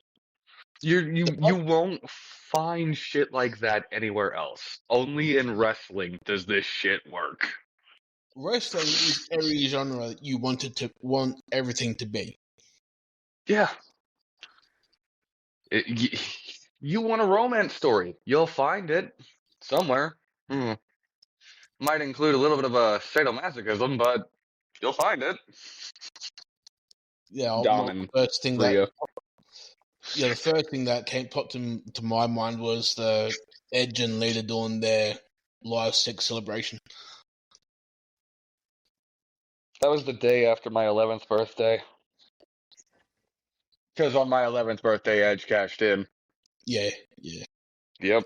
January 8th, 2006, after the Elimination Chamber, New Year's Revolution. I remember, it's crazy because at the time, I was a major Cena fan and I hated Edge. By the end of the year, I'd flipped. Massive Edge fan, hated Cena. And Edge was still a heel. I was just like, this guy is fucking great. Like, Yeah, he was doing his best work in that era. Then we went PG, and he was still good, but it was like, eh. But everything in the PG era was eh. Pretty much until, Triple H. say, until Punk's pipe bomb. Yeah, Well, Punk's pipe bomb is where we started to get a turn for good shit, and then it went downhill again. pretty much. Yeah. It's crazy that the one thing that Vince wanted more than anything was for Roman Reigns to be the most over babyface on the roster. Wouldn't happen until Roman turned heel. Couldn't happen until Roman turned heel and had a completely new character because he's not the same Roman Reigns from back then. No. You know what I'm saying? He's a completely different character. Yeah. And All it took was him to take some time off, to lose the championship, and then come back. Yep. And you know what? Yeah. A week after he returned, they immediately did another PLE and had him win the belt, but they made it captivating because it wasn't like he just was in the match and, was just wrecking shop all over the place. No, The Fiend and Braun damn near destroyed each other, then out saunters Reigns with a damn contract, signs it, and then comes in to win, and it's like, oh, this isn't the big dog. No. What is this? Who is this? And then we get the whole tribal chief saga going on with Jay of being reluctant to follow in Reigns' orders and then finally being like, I get it now. And then Jay's in it. Then, just everything. Really, really good. That whole thing. Like, I imagine they will eventually, like, make a DVD set of, like, the entirety of the Bloodline saga. You know what I'm saying? Like, and I would buy that so quick. Man, Just they could take everything from the Bloodline storyline from the start until now and turn it into a TV show, and people would fucking watch it, or turn it into a movie. yeah. I just honestly, instead of, because you know how they do like the timeline things on YouTube and stuff where they'll give you like just the clips, like flashing through everything. Screw that. Just give me literally every single full segment and match. Yeah. In one marathon. I don't give a damn if it's a week long, 3 weeks, if it's a month long video. Just give me that. It'll be on. I'll just let it roll. Won't turn it off because, you know what I'm saying? Just not even watching it the entire time, just going around the house fucking doing laundry or something, come back a few hours later. Oh, okay, that's where we're at now. Cool. You know, because it's such an engrossing story. Yeah. Like, I mean, just whenever Jimmy finally snapped and kicked Roman at a Night of Champions 2023. Like that was amazing. The pop from him first kicking Roman and then telling Jay, like, I'm doing what you should have done a long time ago. I've got you. And then kick him again. And the scream from him of just like releasing all the pent up anger and aggression. It was, dude, like, this is good television. This Yeah. is good. This is a wonderful product. This is amazing. Why did we take so long to get this good? Oh, wait, that's right. Vince was in charge. Yeah. Uh, Fuck. any new I up mean, and coming actor needs to study the Bloodline storyline to be able to tell a story. just the nuances. Yeah. There's the weekly subtle nuances between everybody's body language and the way that they just. Because my trainer actually puts it like this: wrestling is not acting. Wrestling is reacting. Yes. So their reactions to everything that's going on throughout all that is just, yeah, it's amazing. I want to go back and just start rewatching that stuff now, just because it's the feel good moment of Jay pinning Roman at Money in the Bank. You know what I'm saying? Like, you're just Yeah. like, holy fucking shit! Like, he fucking did it! Roman has been pinned for the first time since 2019. And since then, what, only three people have pinned him since 2019, that being Jay, Cody, and Solo. Yes. Yeah. I do believe that's it. Which, I Yeah. mean, if it wasn't for this story, we'd still be pissed off at Roman. Be like, can Roman fucking lose? But no, because of how it's all played out, it's worked. Because Yeah. it was building and building and building. So now it feels like Roman's really stepping aside from the main event scene. Yeah. And it seems like Jay's actually going to get a legitimate crack at it this time. Yeah. I hope so, man. And Jay deserves it. He does. He definitely does. Like we mentioned earlier, just that outpouring of emotion yesterday. Well, for you 2 days ago now. Yeah. Like, Oh, just, yeah. Yesterday, because we watch it on Tuesdays, so. oh, okay. Yeah, because, like, and I was sitting here thinking to myself, too. I'm just like, dude, part of what had to have been going through his head while he was standing there in that ring is like, dude, I came from being a tag team guy. I came from DUIs. You know what I'm saying? I came from being looked at as a fuck up to Yeah. now, like, his name is now punched into history. There Pretty is much. no changing the fact that in the list of Royal Rumble winners, Jey Uso's name sits there. And they can't And change it. that's gotta be just an incredible feeling. Yeah. Like, I'm happy for the guy. Like, it's awesome to see how far he's come. And yeah, main event is no longer just a nickname. It's his status. Yeah. Yeah. It's cool, dude. And you don't get these kinds of emotions from other shows. Nah.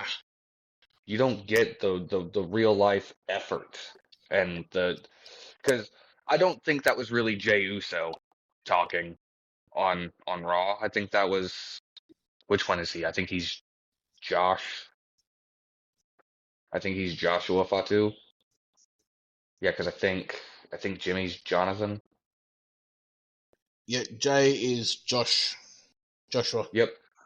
I had to think about it because during that I Quit Hell in a Cell match, whenever Jimmy got over top of him, he was looking at Roman and like, "What are you doing, man? This is Josh." You know what I'm saying? Which that's kind of crazy. Josh, Jonathan, and Joe. Yeah. Speaking of which, that's a promo that'll fucking bring. I've affectionately referred to that promo as the "My name is Joe" promo from Roman whenever he announced his cancer. Yeah, well, and Solo's name's Joseph. Yeah, it is, isn't it? Jesus fuck. Yeah, Joseph Yokozuna. Fucking dude. And Yoko. Man, that since we were talking about fucking Raiden shitting himself in our match, the fact that Austin shit himself in a match with Yoko because Yoko landed on him from the bombs I dropped. I I know you've seen at least one or two of the clips where Yoko didn't get his feet planted, so his heels kicked out from underneath him, and he actually fucking like just landed on people. Yeah. No thanks. No fucking thank you. Not that big son bitch. That would not be fun. Yeah. Fuck. Fucking No, A. you got Nia Jax doing the same thing. Look, you know what? I will say this. She has improved immensely. I still don't like her.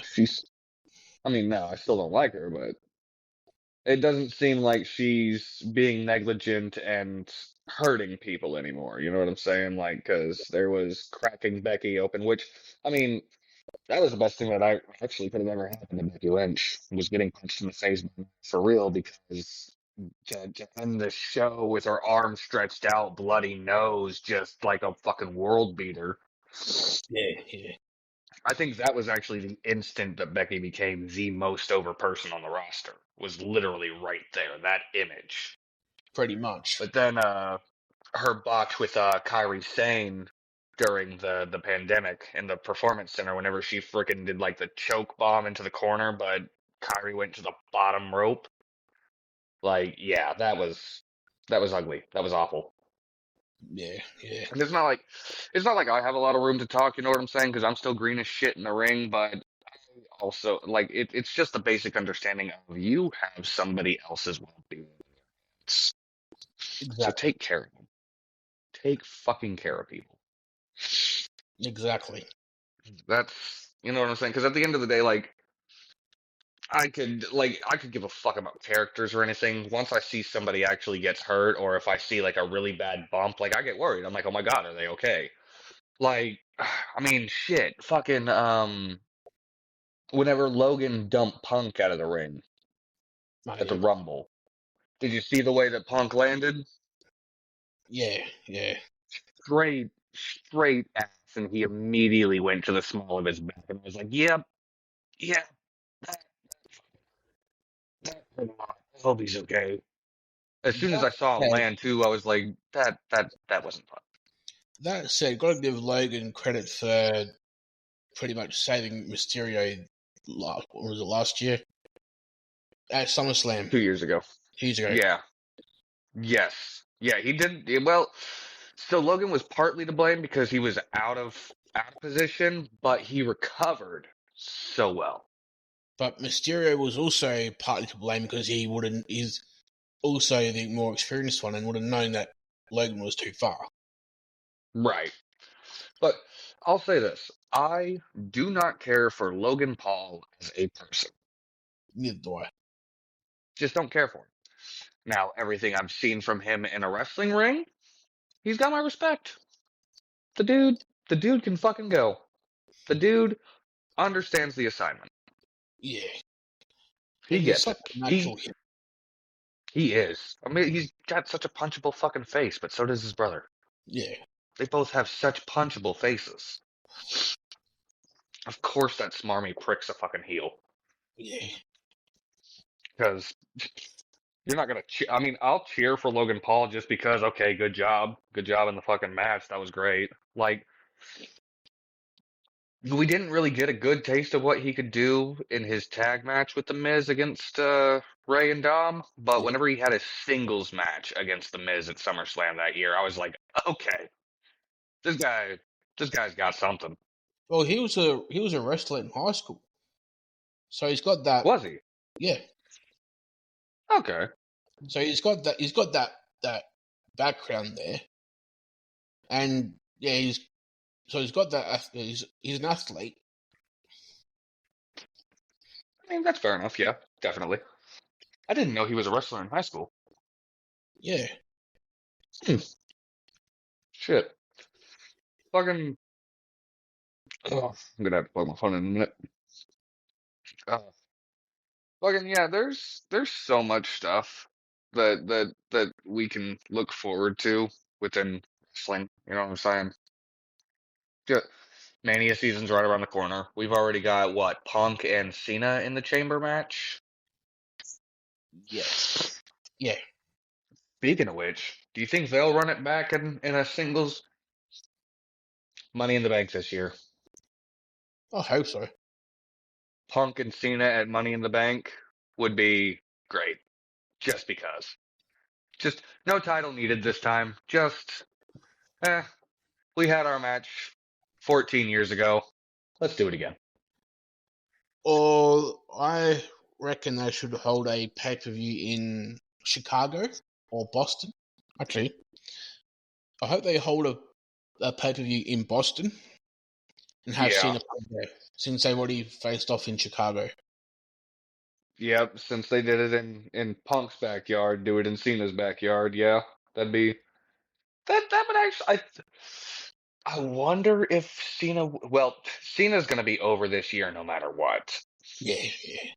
It's his retirement year, and I think we're all past the Super Cena hatred. Of course, my hatred for Super Cena actually started fading out around the time he won the U.S. belt from Rusev. Whenever he started doing like the open challenges and stuff and started adding more moves to his repertoire. Like that was where I was like, okay, Cena, I see what you're doing now. You're trying to put on for the younger guys and really fucking show that you can be on a lower level but still like elevate these people. Yeah. And that's making people look good. The fact that he wrestled with Sami Zayn after Zayn fucking threw out his own damn shoulder Yeah. on his entrance of all things.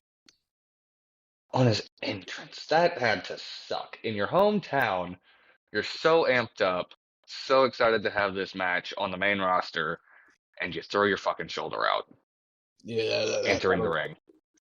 that would suck. That would blow so hard. Like, fuck. And then he wrestled for 15 fucking minutes with a blown shoulder. Yeah, yeah.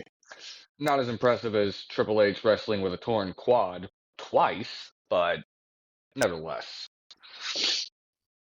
And that's the thing. That can't be a fun one to deal with. No. Sitting here trying to hobble around in the ring for another 5-10 minutes after you blew your fucking quad out. I mean, look at Kevin Nash blowing his in 2002. He crumpled to the mat immediately. Like, he was done. Like, and then Bubba directed traffic for the rest of that. And guarded Kevin, which is Kevin Nash tore his quad just with us just mentioning him. probably. Yep. Sorry, Kev. Fucking my buddy Virgil from the dojo, one of his favorite clips ever is Alex Shelley in TNA trying to teach Kevin some chain wrestling that he learned from all over the world, and Kevin's like, okay, club. Instead of doing any chain wrestling, he just clubs the dude in the back like that. What? Fucking what? But that was also an entertaining pairing too. Whenever Kevin was doing the whole X Division thing back in that day. Man, hearing I think Kevin Nash and Booker T on commentary that one episode of TNA. Is that the one where was that when Booker jumped in the ring with a live mic and started fucking commentating while he's doing the beat down? Yeah.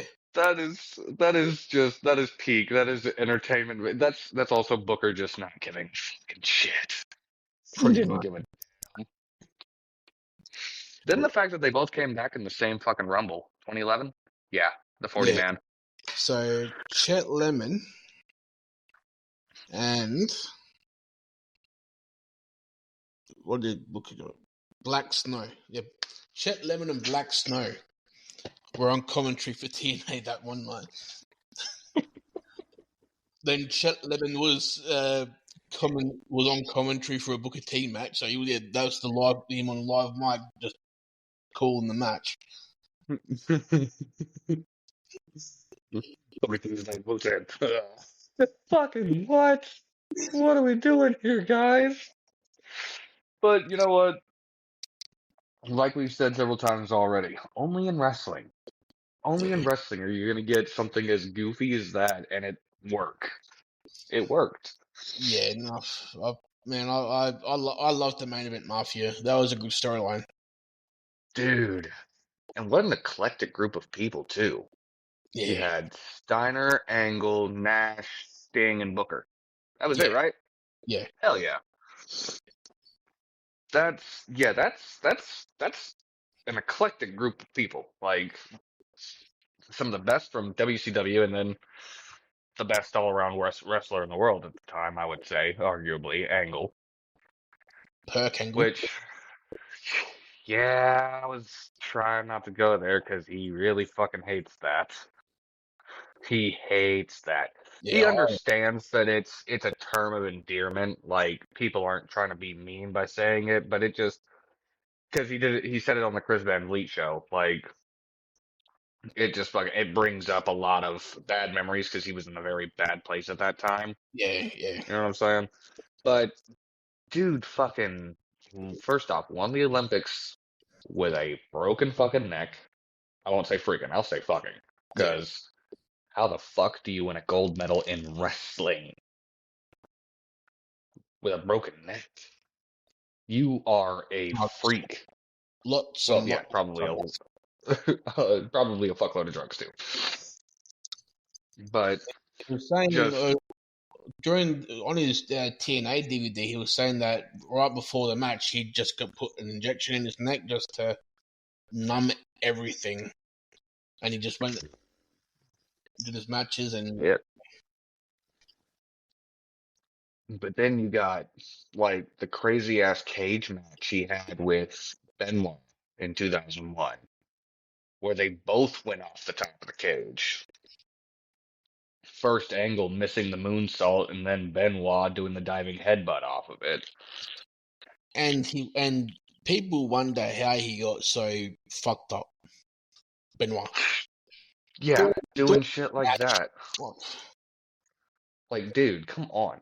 I mean, and that's the thing, is that I won't do headbutts, mostly because the person that innovated doing diving headbutts, Harley Race, told everybody not to fucking do it. Look, dude, don't fucking do it. And then, so I'm not gonna lie, it's also kind of always made me scared about fucking Brian, because the motherfucker doesn't just do diving headbutts, but he also uses a fucking crossface, the label lock, but Yeah, you know what I'm saying? And he won a triple threat in the main event of Mania to win the belts. Like yeah. 10 years later.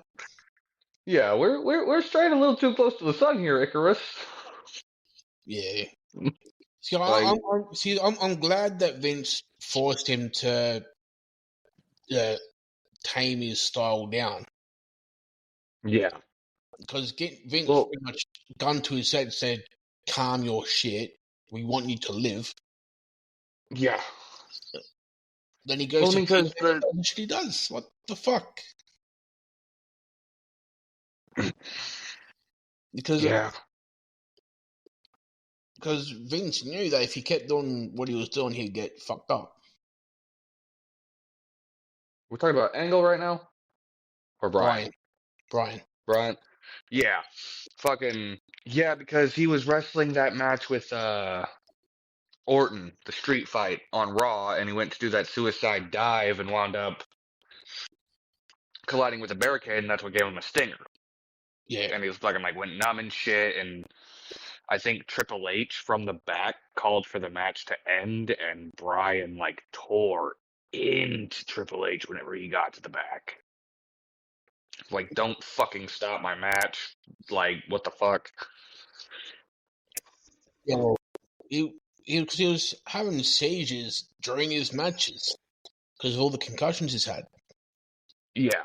And because he lied to WWE, so he didn't WWE wouldn't clear him because he lied about all his seizures. Yeah.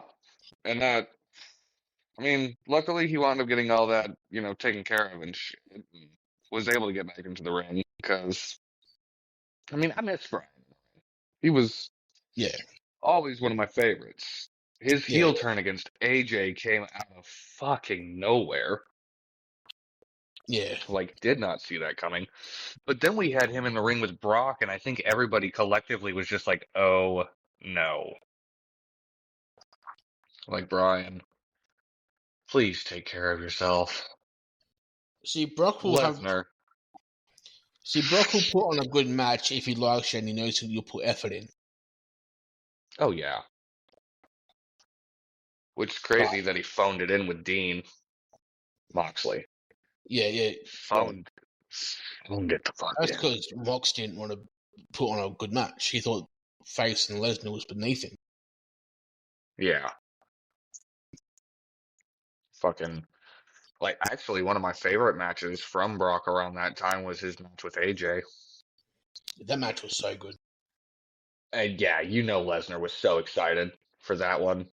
So Yeah, fucking excited to work with AJ because first off, he knew who the fuck AJ was. He knew that he was going to get max. Because AJ doesn't put in a lousy shift. nah, There's a reason he's called the Phenomenal One. He goes out there and gives it his all every time. yeah, Even against somebody like fucking Jinder. But you know what I'm saying? So, and that's just that's actually how we got that match too, was because Brock said, I'm not fucking wrestling him. You want me to wrestle the guy that was a jobber just a few months ago? yeah. No. I'll take AJ, thanks. And I then don't yeah, that know. match was just fucking. But Brock also really likes working with smaller people too. Yeah. That's why his matches with Seth are always just so great. Even if they're like their WrestleMania 35 match that opened the show was bell to bell. What, maybe 5 minutes? Give or take, yeah. Not including the whole beat down beforehand. Yeah. But like bell to bell, it was like maybe 5 minutes, and it was an adrenaline rush the entire time. Like, hell yeah, that's what we're here for. Yeah. Because, I mean, it's Mania. Plus, Brock was unhappy about the fact that the women were main eventing, and he's like, if I'm not at the top of the card, I'm opening this bitch, and I'm getting the fuck out of here. Pretty All much. right, Brock, whatever you say. You make the money, man. Thanks for the house. Pretty much. Like, that's about it. That's about all you could really say there. It's just like, do whatever you want to do. Because I don't know about you, but I'm not telling Brock no. Uh-uh. No, No, fuck that shit. Whatever you say, Mr. Lesnar, sir. more or less. Please don't fucking eat me. Yeah. Like Please don't. speaking of Lesnar, his daughter's doing pretty well with college sports. Yeah, she is. She didn't get any of Sable's genetics. No, she's not Sable's daughter. Oh, she's not? No. That might explain a bit. Yeah, so Maya is Lesnar's daughter from his first marriage. Okay. And you definitely don't need a DNA test to prove that she's Lesnar's daughter. That's pretty well what I was getting at is Yeah. she looks just like Brock. The poor thing. Yeah. You look like your daddy. Yeah. Yeah, I do. And I'll fuck you up like he will too. Yeah.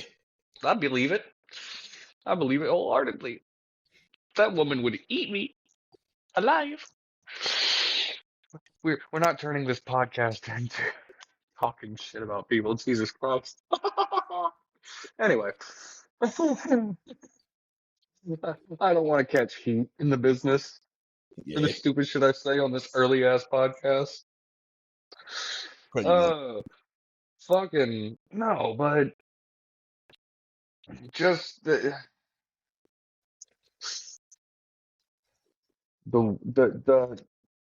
transition that wrestling has gone through. Just, I mean, in the past 10 years, like from 2015, you wouldn't see the matches that we see on weekly TV 10 years ago. No.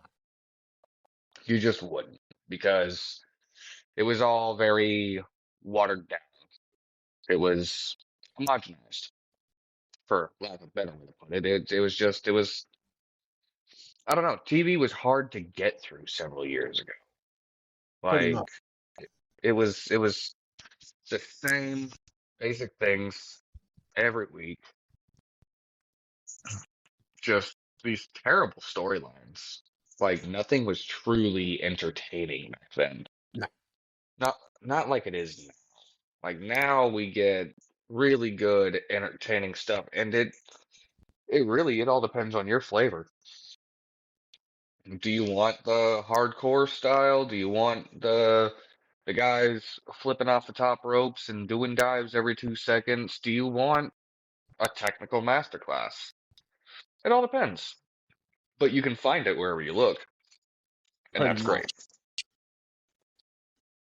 Pretty much. Fucking, what time is it over there? It's 2 p.m. 2 p.m. Nice. It's 9:30 here. 9:30 yesterday for you. Yeah. Fucking, ah, like, let's see. Quick question. What was your favorite match of last year? Of, of last year. Oh,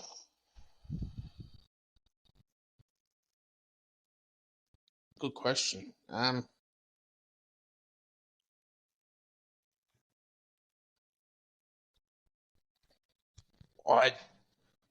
don't know.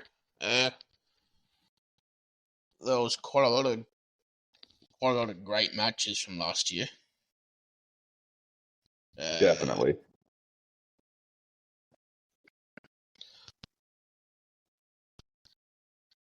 Oh, While I'll you're have to thinking get. about that, I'm gonna grab myself. You're gonna have to get back to me on that. Yeah. All right. Give me just a second. I'll be right back. Oh, Yeah. shit. See, oh, been detailing these cars and shit, so I have to go up and down in vehicles all day, and climbing out of very low cars isn't fun, especially not No, with my knees.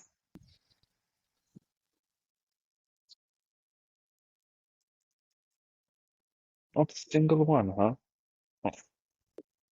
bro, Oh, I tore my ACL in 2021.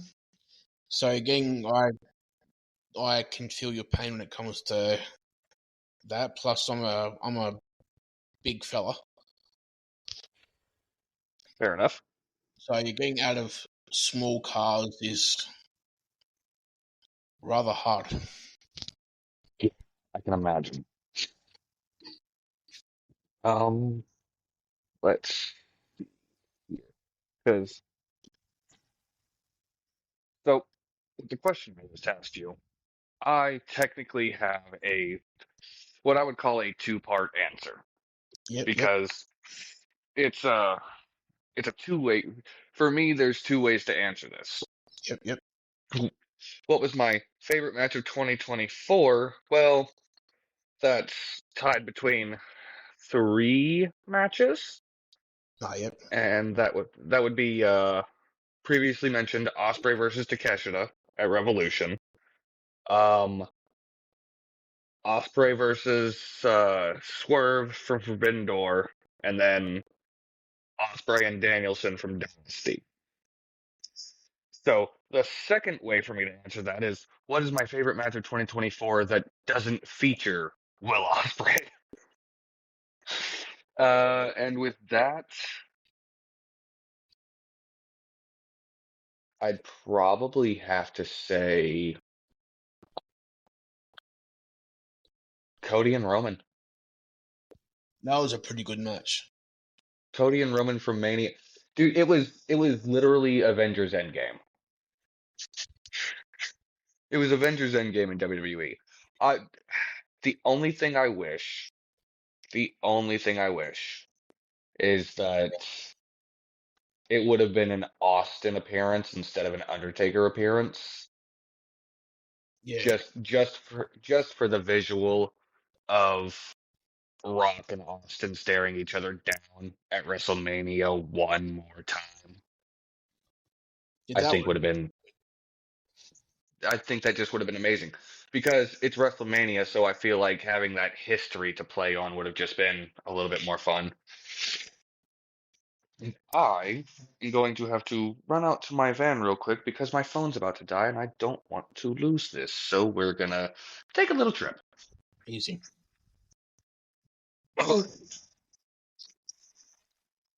Ooh.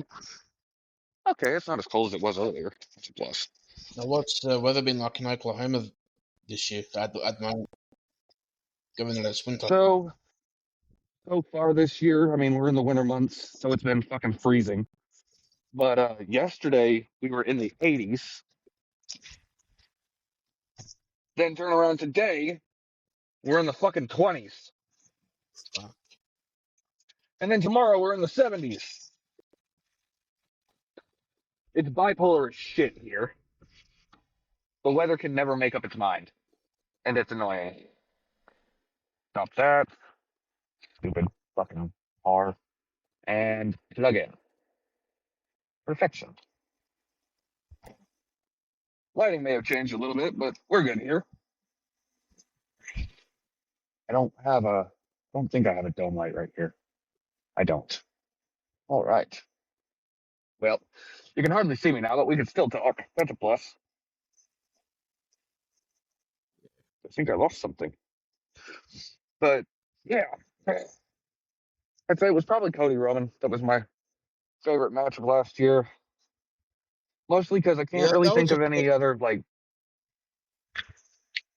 Swerve and Danielson, actually, was a fantastic match as well. yeah.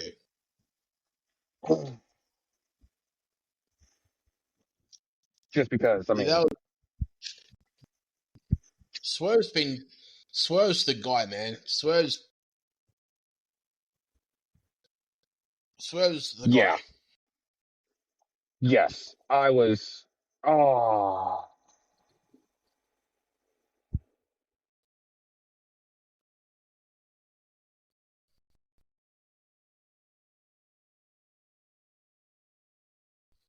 But yeah, no. Well, I'm hoping big things happen with Swerve this year.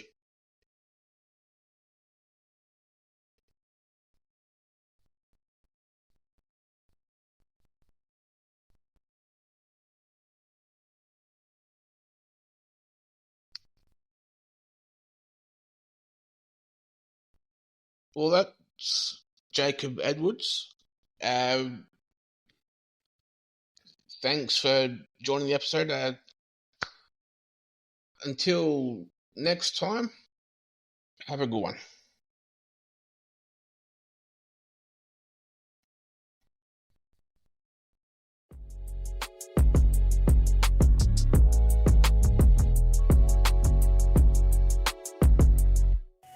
Ozcast. Are you a podcaster? Maybe you've got that big idea and you're looking for a network to join. The multi-award-winning Ozcast Network can get your content to eyes and ears all over the world. Join now for the first month free, and you could be featuring this sound at the beginning of your podcast. Ozcast. Simply head to ozcastnetwork.com for details.